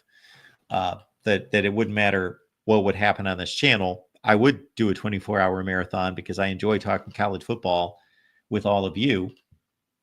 But that I would make it a business proposition that we would stay on for $100 per hour. And so we were on from 5 a.m. I did answer the call at 5 a.m. I was here. So we stayed on from 5 to 6 this morning. And then I was back on here at noon. And we will stay on until 3 p.m. Eastern time.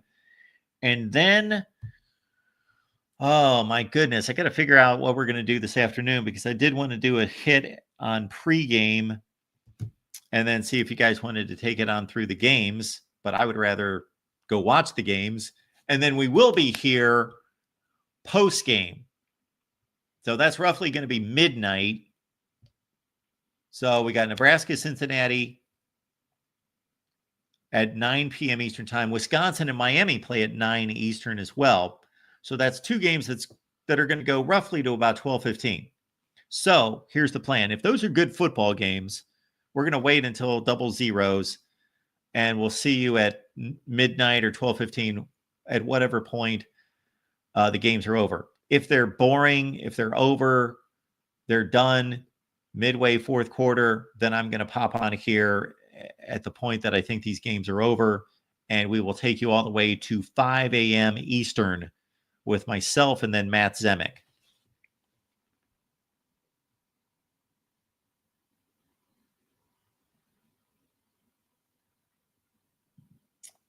Ralph says, Mark, did you see that 247 released its composite team talent ranks for 2025? Purdue is higher than Vanderbilt for all the Vandy dark horse people. Well, let's look at those. Let's see if I can find those.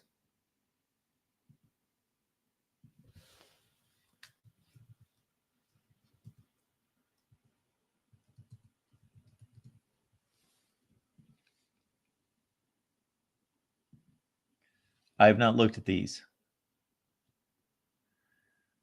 So these are not recruiting rankings, folks. This is the composite of the entire roster of these particular football teams. So this is not going to be shocking to anyone. Georgia's number 1, Alabama's number 2, Ohio State's number 3.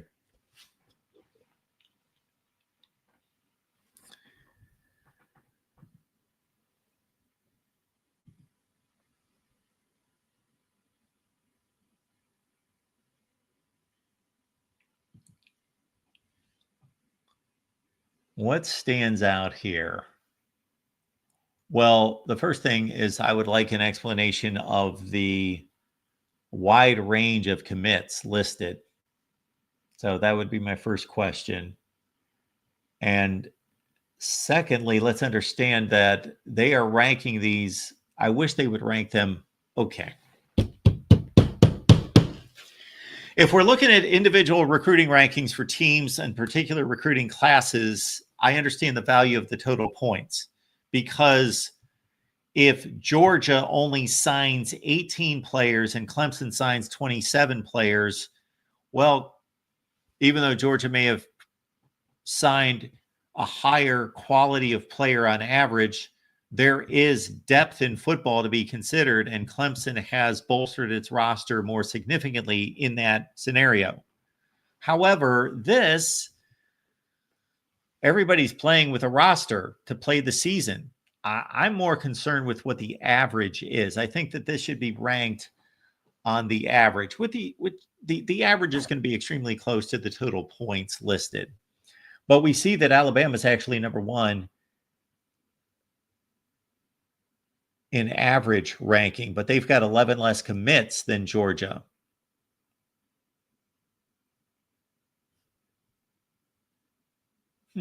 For example, let's look at Georgia's 93 commits. So there's their roster. Okay. All right. That answered my question.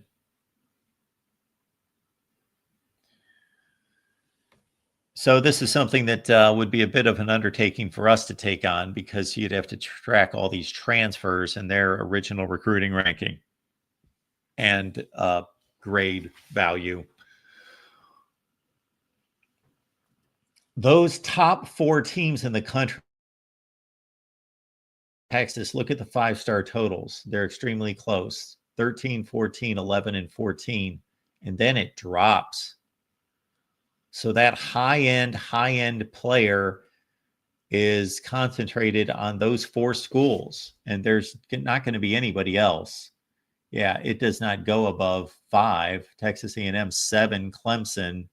And then it drifts off down below 5 for everyone else. So that's a huge distinguishing factor. On the other hand, we will see that the 3 stars will rise considerably. Or actually, if you look at the top 4 versus the next 4, the 3 stars are about the same. It's that difference between, again, 5 and 4 stars.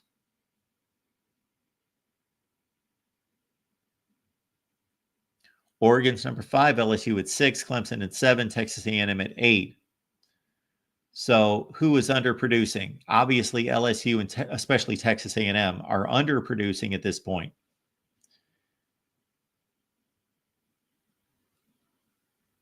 Notre Dame, Penn State, Michigan, Florida underproducing, Auburn woefully underproducing. And obviously, we've not played the 2025 season, so I can't say that for this season yet. But these total talent rankings do not fluctuate much from season to season. So Auburn has had a top 15 talent team and not come anywhere close to that. Auburn has finished under 500 3 consecutive years. They've gone 5-7 4 consecutive years. Auburn has not been over 500 for 4 consecutive years. Both Brian Harsin teams, they went 6-7, 5-7, and now these 2 Hugh Freeze teams have gone 6-7, 5-7. Auburn has been sub 500 by 2 for 6 games. They are 6 games under 500 the last 4 years with that much talent. So they are the outlier. They are the first just supreme outlier. Florida's close, but of course they had a nice stretch run in November and won 5 consecutive games and beat good teams. So they're somewhat on the upswing. Oklahoma's underachieving at this point. 2 of their last 3 years are 6-7. Miami's woefully underachieving. And you could say that most of the cause of Miami's success last year in going 10-3 is because of Cam Ward and Xavier Restrepo, and those guys are gone. They will not have the number 1 offense in college football again this year. USC is now we're getting down to 17 in the country. And USC, despite all of its struggles last year, if you really take into consideration how they performed, they might have been the 17th best team in the country. I don't think they were quite that good, losing at Maryland, but not that far off. So now we're starting to get to a point where the teams are rather close, and you got to take into consideration how well they've played, not just what their record was and how difficult the schedule is. USC is the only team in the country last year who played 2 tougher non-conference games than Notre Dame and LSU. I don't know that anyone did. Maybe Clemson did by playing South Carolina and Georgia. All right, there's South Carolina. Look at Nebraska. Nebraska, woefully underachieving. Florida State, well, the most schizophrenic program in college football. I don't know what to say about them. That a Florida State could go 2-10 with an ACC schedule with 2 non-conference games that were gimmies. That's what did Florida State lost to outside the conference? They lost to Notre Dame. They lost to Memphis. They lost to Florida, and then they beat up on some FCS school. So yeah, it was that Memphis game that threw them off. So they actually scored. Florida State might have had the most difficult non-conference schedule last year if they played Notre Dame, Florida, and Memphis. Anyway, Nebraska woefully underachieving. Now we'll give Matt Rule a break. Season 3, easy schedule. And now we get a lot of SEC teams that are not playing at a certain level, not winning games, but they're really talented rosters. Take out Ole Miss. Obviously, Lane Kiffin's killing it. He's doing a great job. But I'm looking at Arkansas in particular and Mississippi State, where it would be such an interesting experiment. Imagine this. If we took those kind of teams and plopped them in the Big 12, plopped them into the middle of the ACC.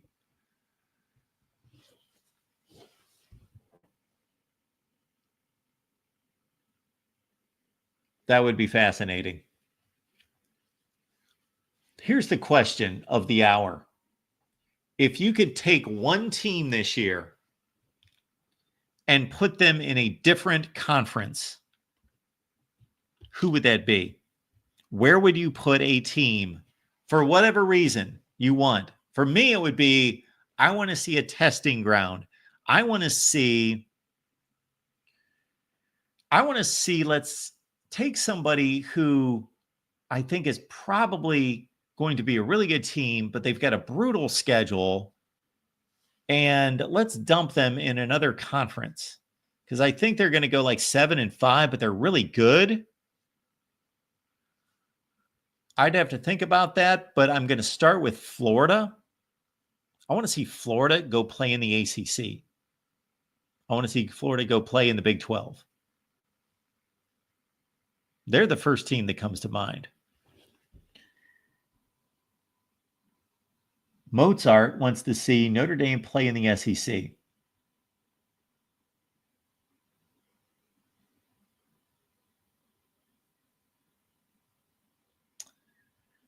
Ralph says, in the playoff era, On3 calls USC the most underachieving program and Auburn second.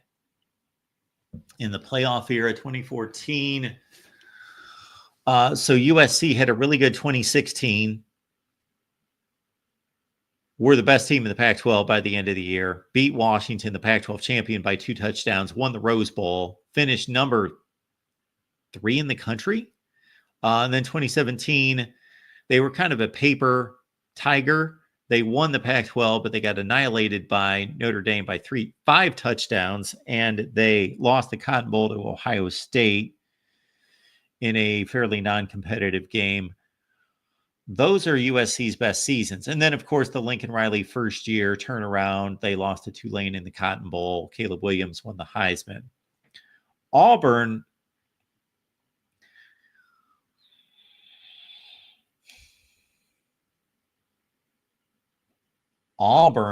was in great shape coming off that BCS championship appearance against Florida State in 2013.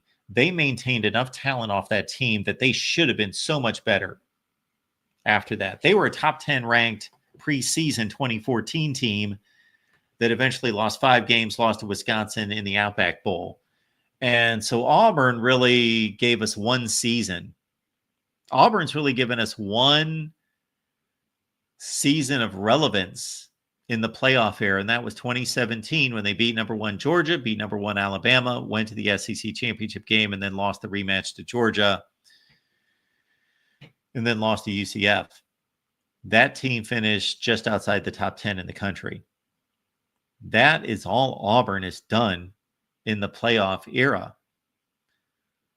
So unless USC's recruiting classes have been substantially better than Auburn's, I would disagree with that ranking and say that Auburn's been the most underachieving team, because at least USC's won the conference, won the Rose Bowl, gone to a Cotton Bowl, gone to another Cotton Bowl. They've had better seasons than Auburn. I bet that USC has won 15 or 20 more games during the playoff era than Auburn has. So that would be my quick analysis, unless I'm not understanding what they're doing there. As Rob is pointing out, Notre Dame 2-0 against the SEC last year, Texas A&M and Georgia. And Both games were played in a very similar Notre Dame style, weren't they? Their defense was just... Now, Texas A&M was nothing to behold on offense last year. Connor Wegman's a decent quarterback now at Houston, and Texas A&M had no vertical passing game. But Notre Dame put on a clinic that night on defense, only gave up 13 points, and then did the same against Gunnar Stockton and Georgia. So those were blood and guts, pound the football, don't take any chances. Let Riley Leonard, who had a big run in both of those games, get the job done and play it close to the vest and win the ball game. And what? 23-10 and 23-13. Those are two, they're not pretty. They're not, 35-28. Our quarterback threw for 350 yards and 4 touchdowns kind of games. Like, that was pretty. That was fun to watch. But man, those are impressive wins against SEC top of the line teams that Notre Dame pulled off last year. Just beat both of them to a pulp. Mozart would like to see Notre Dame this year in the Big Ten. Let's say Notre Dame had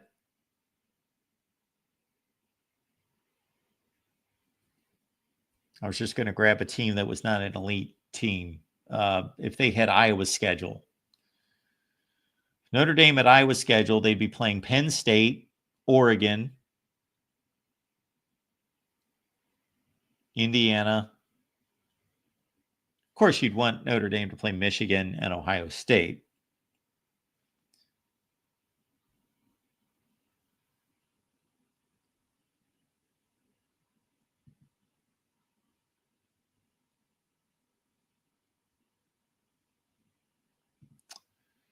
Yeah, Michael is letting us know here. Yeah, USC issues were financially charged and almost destroyed the program. They had poor leadership. They made poor hires in the athletic department, that's for sure.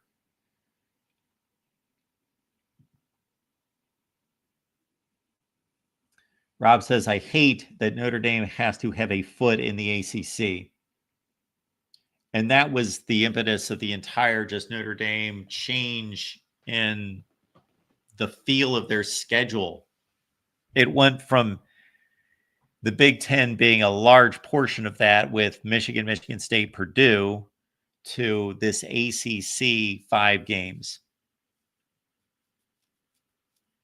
That it's fun to see them play Clemson.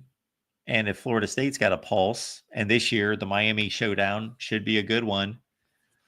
But man, a lot of Virginia, Wake, and so forth.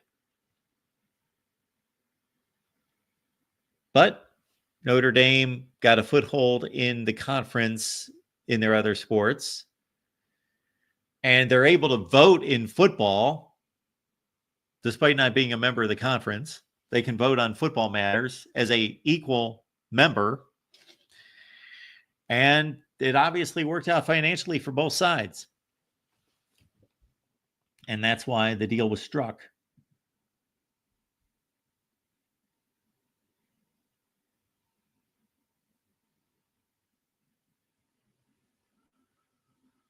So again, my question of the hour is, if you could take one team this year and put them in a different conference, just as an experiment,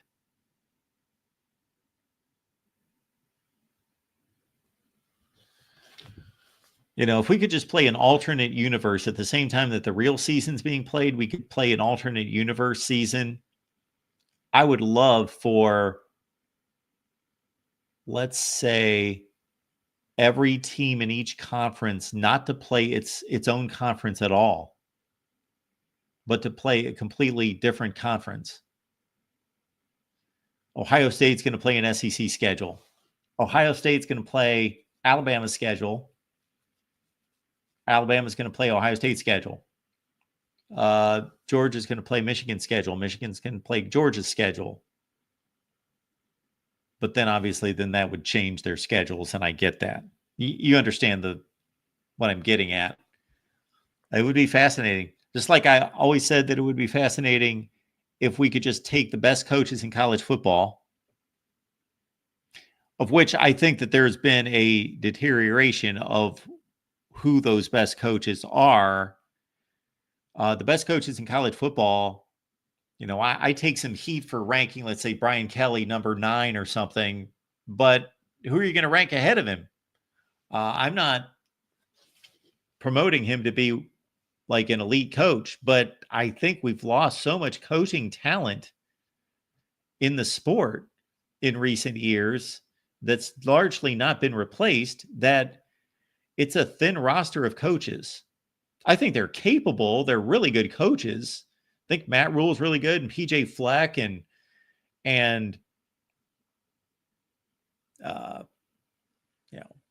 guys like obviously Mike Elko. We talked about him a few minutes ago. And Josh Heupel's a really, really good coach. I can point to a lot of really good coaches, guys that I think are really good, but elite coaches, there's been a void. We suddenly have a void. Dabo is the elite coach of college football, looking at the entire spectrum of his resume from the beginning. This is a big year for him to prove that he's still an elite coach and his team still can be elite as a program, as a major factor on the national stage, because they've not been one since 2020. This has still been by far the best program in the ACC, but Clemson has lost 7 of its last 10 games against the SEC. And they have not performed well on the national stage since Trevor Lawrence left. His last game was getting obliterated by Ohio State. No, I'm sorry. Yeah, his last game was getting obliterated by Ohio State in the playoff. And then since he stopped off campus, put that game as the demarcation of dominant Clemson and just good Clemson. You go from that Ohio State loss by 21 points through the rest of these seasons of 2021 on, a lot of 9-4, 10-3s, and not too many wins against anybody any good. So Dabo is the elite coach of college football, in my estimation, on his resume, his start to finish resume. Right now, Kirby Smart's considered generally the best. Maybe if Ryan Day puts together another similar season, or Marcus Freeman, and I'm not one of these that we got to line them up based on national championships first. Now, I think that's silly. I think that's a factor, should be taken into consideration. But if Marcus Freeman goes 11-1 the next 3 years, and Notre Dame is competing with anybody that they step on the field with, and but they don't win a national championship, they go to a couple finals, they lose a semifinal game, that sort of thing, never get embarrassed, I'm going to tell you that Marcus Freeman's arguably the best coach in college football. I don't have to line up national championships first. Like Kirby's first, because he's got Dabo, Kirby, Day. That's the list, right? That's it. Wow, that is it. Because Saban took all those. Urban Meyer before that. Harbaugh took one. You only have 3 guys with national championship rings. And Mac Brown, of course, stepped down or was ushered out 24 hours after he said, I'm still going to be here. I'm going to be the head coach. I'm not thinking about leaving. They said, yeah, you are thinking about leaving. We've thought about it. See ya.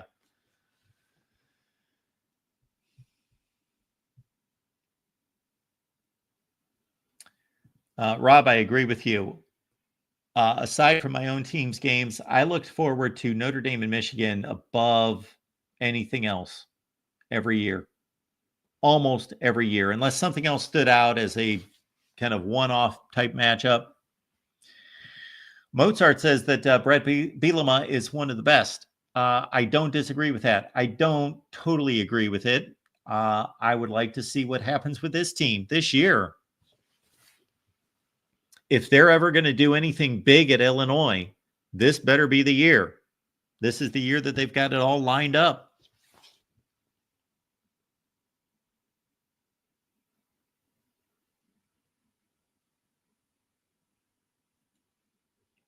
Rob says Kirby 1, Day 2, Sark 3, Freeman 4, Lanning. I have no issue with that list. I don't know what my list, I've got it on a Google Doc. That looks fairly close to what I had. Bama in the Big Ten would be interesting.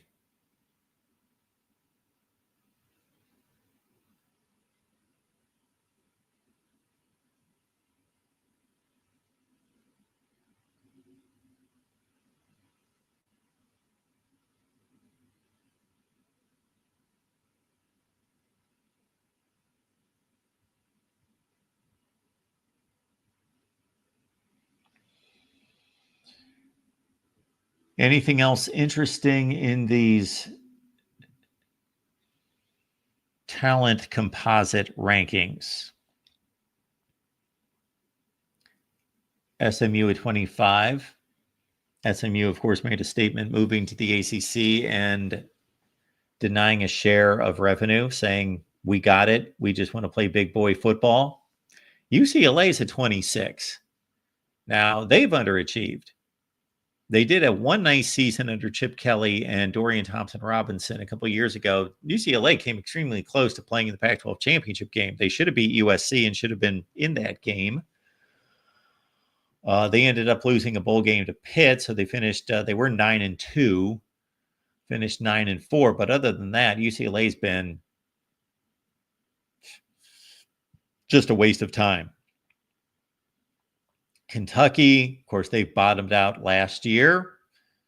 Wisconsin, look at that. They're kind of playing. This is a bit telling here.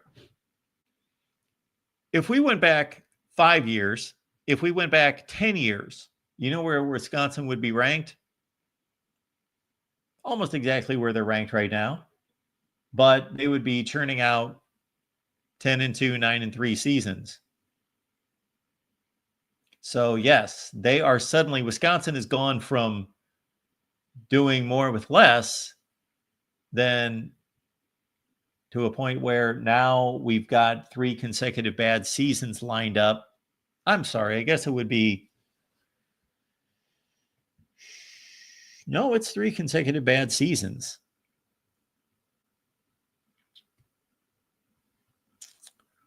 So Luke Fickell took over and actually coached the bowl game against Oklahoma State, correct? Wisconsin won that game. They finished 9-4. Then Luke Fickell's first team lost to LSU in a bowl game, went 7-6. Then he had that 5-7 year. Okay. So 2 years under Luke Fickell. But it just strikes me funny that Wisconsin, we could go to this rankings anytime. We could just go back year to year to year. They are barely going to move from 28, but they were coached so much better before. And they knew who they were. Think about this. Is there a program in its heyday? And for Wisconsin, that's Barry Alvarez, once he got them to the Rose Bowl in 1993 until about 2 or 3 years ago. We would never say Wisconsin was elite. At their very best, they were competing for college football playoff appearances, going to Rose Bowls. Really good, really good. Top 10, never top 5. But was there ever a program during that time that had a stronger identity than Wisconsin football? They might have had the most specific identity, offensive line, elite run game, and usually an elite runner, if not 2 or 3.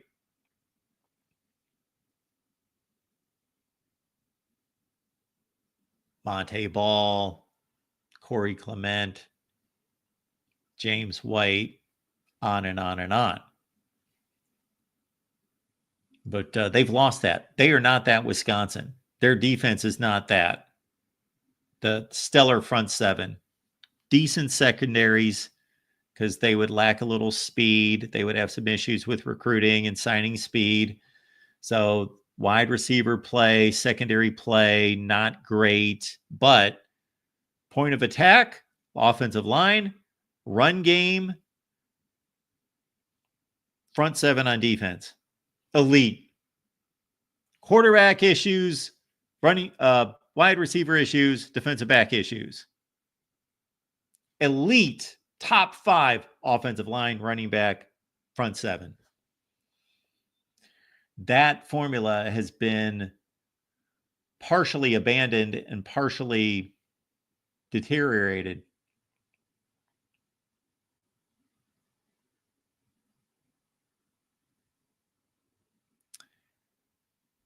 Kenny Dillingham, of course, had this breakout year, and he is the 33rd most talented team in college football. So if he can follow that up, Michigan State should be better. They have fallen off the map. Georgia Tech, a lot of people like them as a dark horse this year. Minnesota somewhat overachieves. Iowa overachieves. Utah overachieved until last year. Look at Louisville and Kansas State overachieving. Kansas State at 47, Louisville at 50. You were talking about teams that churn out 9-3 seasons.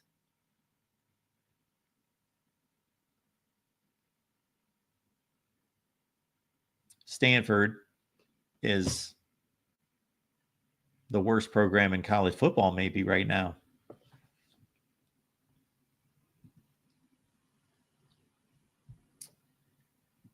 Interesting stuff.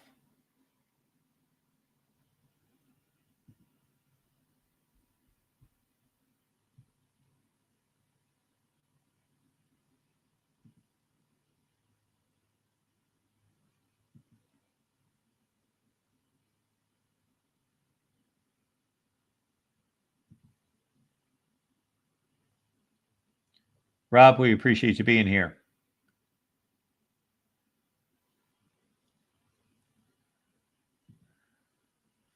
Michael says, I don't understand why Miami Notre Dame is a 2-point spread. It's not in Notre Dame's DNA in the regular season to win that close.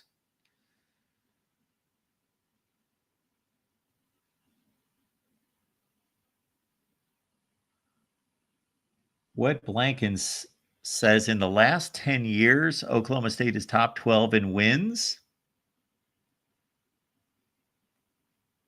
So the last 12 years, the last 10 years. So 2015 through 24.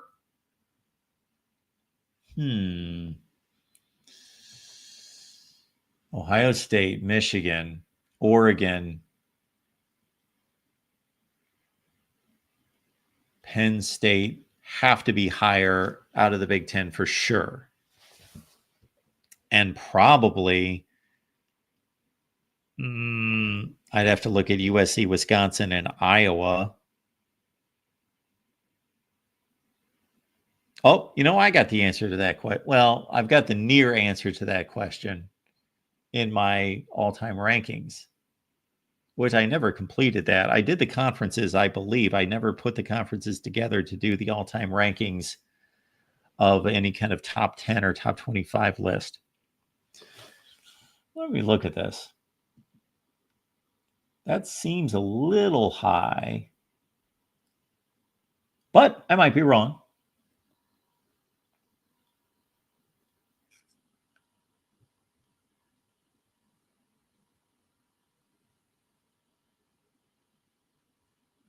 Let me find my all-time rankings. There we go. Look at this masterpiece here. If you've yet to behold this, this is me compiling numbers year after year after year after year after year. So we got winning percentage, we got AP rank, we've got bowl wins, major bowl wins, we've got the year the program started, at least in that conference, and we've got conference championships and NFL draft selections and national championships and first round picks and All-Americans, et cetera, et cetera. All right, down here I've got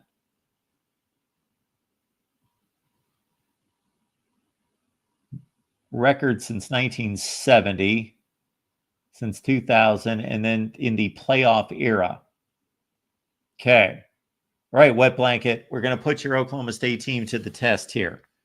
Oklahoma State in the playoff era, and I know you said the last 10 years, so I don't know what Oklahoma State did in 2014. They probably had their typical 8-4 season. Look it up for me. 2014 Oklahoma State. I'm trying to think. Oklahoma State in 2014. Is that the year they played Missouri in the Cotton Bowl, or was that the year before? So anyway, Oklahoma State, I can almost guarantee they went 8-5 or 9-4 in 2014. All right, or maybe 10-3. So Oklahoma State since 2014 is 92-50. All right, 92 wins. Clemson's got more. They are the only team in the ACC that has more wins than Oklahoma State, because Florida State obviously had that rough patch from 2017 to 21. Miami's just been. So only one team in the ACC with a better record than Oklahoma State, Clemson. Now, in its own conference, again, we've got 92-50. Well, they scraped by a few teams here. 90-50 for TCU and 91-47 for Utah is actually a better record, but we'll stick with your wins claim here. So they've got the best record in the Big 12. Well, they've got the most wins in the Big 12. BYU's really close too. So they're still number 2. Only Clemson ahead of them. Now in the SEC, we'll see some separation here. Alabama, Oklahoma. It's embarrassing that Texas is not as good as Oklahoma State in the last 10 or 12 years. Georgia, that's 3 more. LSU's 4. So now we're up to 5 teams ahead of Oklahoma State. And lastly, we've got the Big Ten. So it looks like your claim's going to hold here. Ohio State would be 6, Michigan 7, Iowa 8, Wisconsin 9, Penn State 10, Oregon 11. Technically, Washington's at 12. So wet blanket, looks like you got a good claim there, at least since the CFP started. They're number 13 in wins.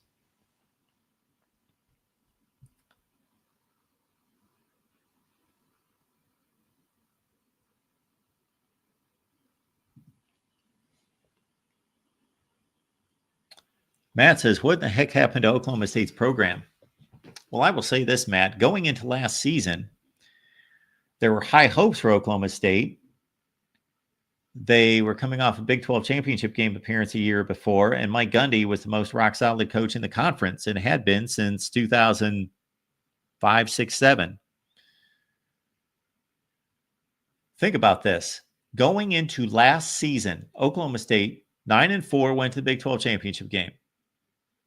Had its quarterback coming back, although he was nothing to write home about. Still, experienced quarterback Alan Bowman, 7th-year quarterback. They had the rushing champion, the national rushing champion, Ollie Gordon, coming back. They had, get this, 21 of 22 starters back. And they went 0-9 in the conference. And their last game was a 52-0 loss to Colorado. And we were going to have our buddy Cody Stovall come on here from Lockdown Cowboys this week. He was supposed to come on last week or last night, and he had some issues that prevented him from stepping up and coming on. But we were going to have a little bit of a conversation. I wouldn't call it a debate because I'm not fully versed on Oklahoma State's team, although I did post a prediction video, and I researched Oklahoma State for that video. I just don't see where they've really picked up enough quality players to reverse that trend. Mike Gundy has never recruited that well. They have always been a lowly ranked. People look at Kansas State, people look at Wisconsin, and at one point, Michigan State with Mark D'Antonio as being schools that outplayed their recruiting rankings. But Oklahoma State is a great example of that. And they just don't do it anymore. Mike Gundy has been slow. He has been slow to adapt to the transfer portal.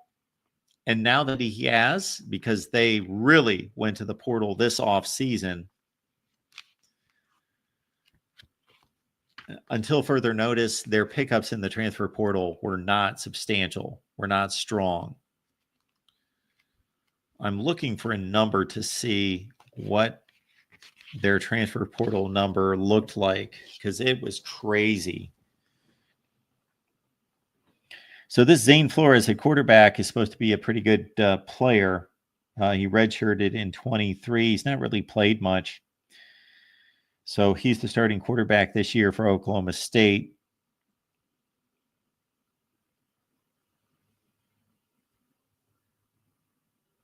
Yeah, it's just they have very few proven players on this team. They had a tremendous wide receiver core that really performed in 2023, and they all came back last year. And they still were awful.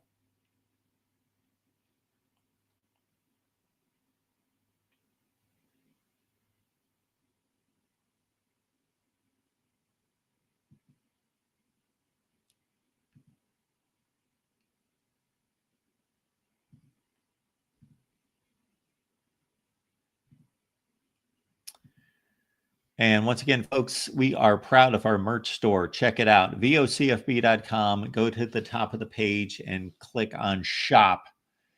And then you can go to any team, not every team. We do not have a Memphis page. We do not have a Rutgers page. Maybe we do, actually. I don't think we have. We've got about 25 teams. So check it out. Matt is asking, do you think anyone in the Big 12 has a chance to move to the Big 10 or the Big 2, meaning the SEC or the Big 10? Not unless we see this major shift where the SEC and the Big 10 decide we're going to take over the entire sport. And so we will keep the Miami, Clemson's, Florida States, the Oklahoma States, the Kansas States, Iowa State. We will keep 2/3 of those conferences, and the Wake Forest and the Boston Colleges and the Cincinnati's and the Houstons go. You're gone. But individually, no. The Big 12 was saved by its own mediocrity. Consider that the Pac-12 made some horrific decisions. I posted a video at the time that the Pac-12 was being taken apart, where I think I did a fairly good rundown of why the Pac-12 imploded and was picked apart, and where they misstepped and where they could have been saved. Because the Pac-12 was a better conference and in a better place than the Big 12. And partially the Pac-12 was done in by having elite or near elite programs that are valuable to other conferences. And the ACC is in a similar position, where the ACC may have the same fate as the Pac-12 because they've got 3 schools. Let's throw in North Carolina, 4 schools at the top that are coveted by other conferences, where the Big 12 doesn't. The Big 12 is being saved by its mediocrity. And then it went out and grabbed 4 more programs, well, eventually 6 more programs that were just land grabs and have certain value. But none of those programs I do not see, unless the SEC and the Big 10 take over the entire map and then determine who's worthy of staying. I don't think they're going to do that. I think they're happy where they are, and they want some semblance of some portion of Notre Dame, Clemson, Florida State, Miami, North Carolina, but that skews heavily toward the ACC. So the Big 12 being mediocre has saved itself. not being wanted by anyone. They have saved themselves. And that's not a put down for the Big 12. That's just math. That's just they don't have the commodities that the other conferences had and what the Pac-12 had. So, no, I do not see, because every time that we'll take the Big Ten, for example, looks at a team, looks at a pair of teams, or in the case of the 4 teams for the West Coast, looks at 4 at the same time, they're going to their TV partners, their media partners, to determine if those schools bring value. And of course, they bring value, but does that value offset the revenue distribution going to another team, another program? And it's a big no when it comes to the Big 12.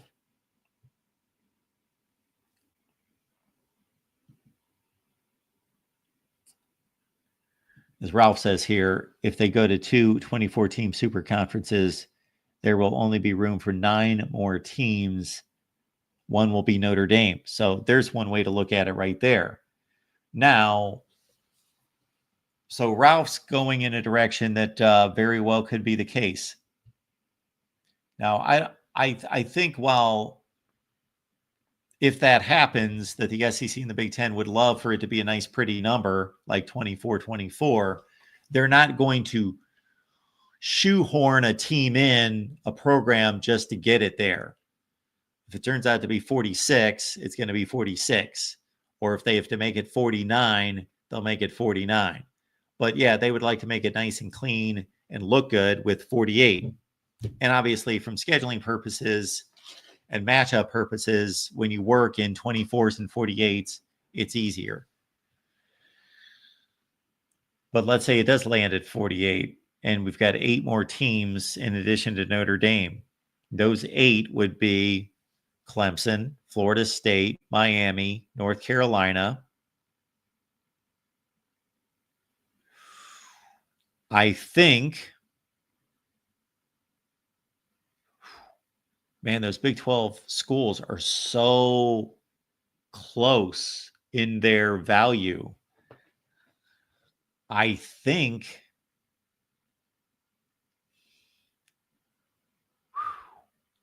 those 4 are there. And then Duke brings some stuff to the table, including basketball. And Syracuse brings some things. And, that old guard of the Big 12, I think Utah would survive. And I think Kansas State, Oklahoma State would survive.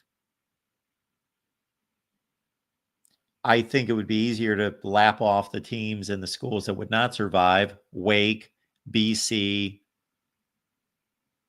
Georgia Tech, and Atlanta. I think they would survive. We don't have too many spots left. I don't think Houston, Cincinnati, UCF make it. I told the ACC to go get UCF a long time ago.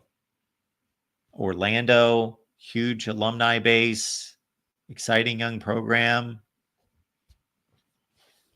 Interesting questions there, because you get to a place where it's difficult to distinguish. The Colorado of 2025 is different than the Colorado of 2020. It's a much more valuable commodity with Dion. But are you going to make a realignment decision based on a coach? Are you going to make a realignment decision based on a personality that could leave next year? Then I guess it wouldn't be the worst thing in the world that Colorado is part of your 48. It's not like they totally don't belong. It's not like they're Liberty. So maybe you do take that on. They have been a factor in the past. All right, Brandon, we don't need your stupid comments. So leave your obscenity out of the chat, please. Oh, Ralph did did it wrong. You set me up in a bad place there, Ralph. So why would it be wrong if we've got 18 in the Big 10 and 16 from the SEC? That's 34. And if they go to 48, that's They go to 48. They got 34. That's 14. Take out Notre Dame. That's 13. I think 13 is your number, it sounds like. All right. I think this is a good place to call it another marathon segment.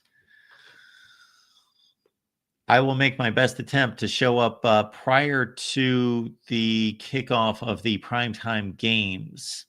Although we do have Boise State showing up at 5:30 with South Florida. But we will definitely be here at the conclusion of Nebraska, I got Colorado on the brain. Nebraska, Cincinnati, and also the Wisconsin-Miami game. So around midnight, you'll see us for sure. And maybe I'll check in before that. Matt says, get some rest. Well, not too much rest for the weary this time around. I got to get some exercise and I got to check in on other business activities. So, and I got to get my picks done. And you probably can tell my voice is going. All right, folks, appreciate you being here at the Voice of College Football. Thank you so much for your contributions and your support. And we'll see you back here post-game for sure. Maybe we check in pre-game. We'll see you then.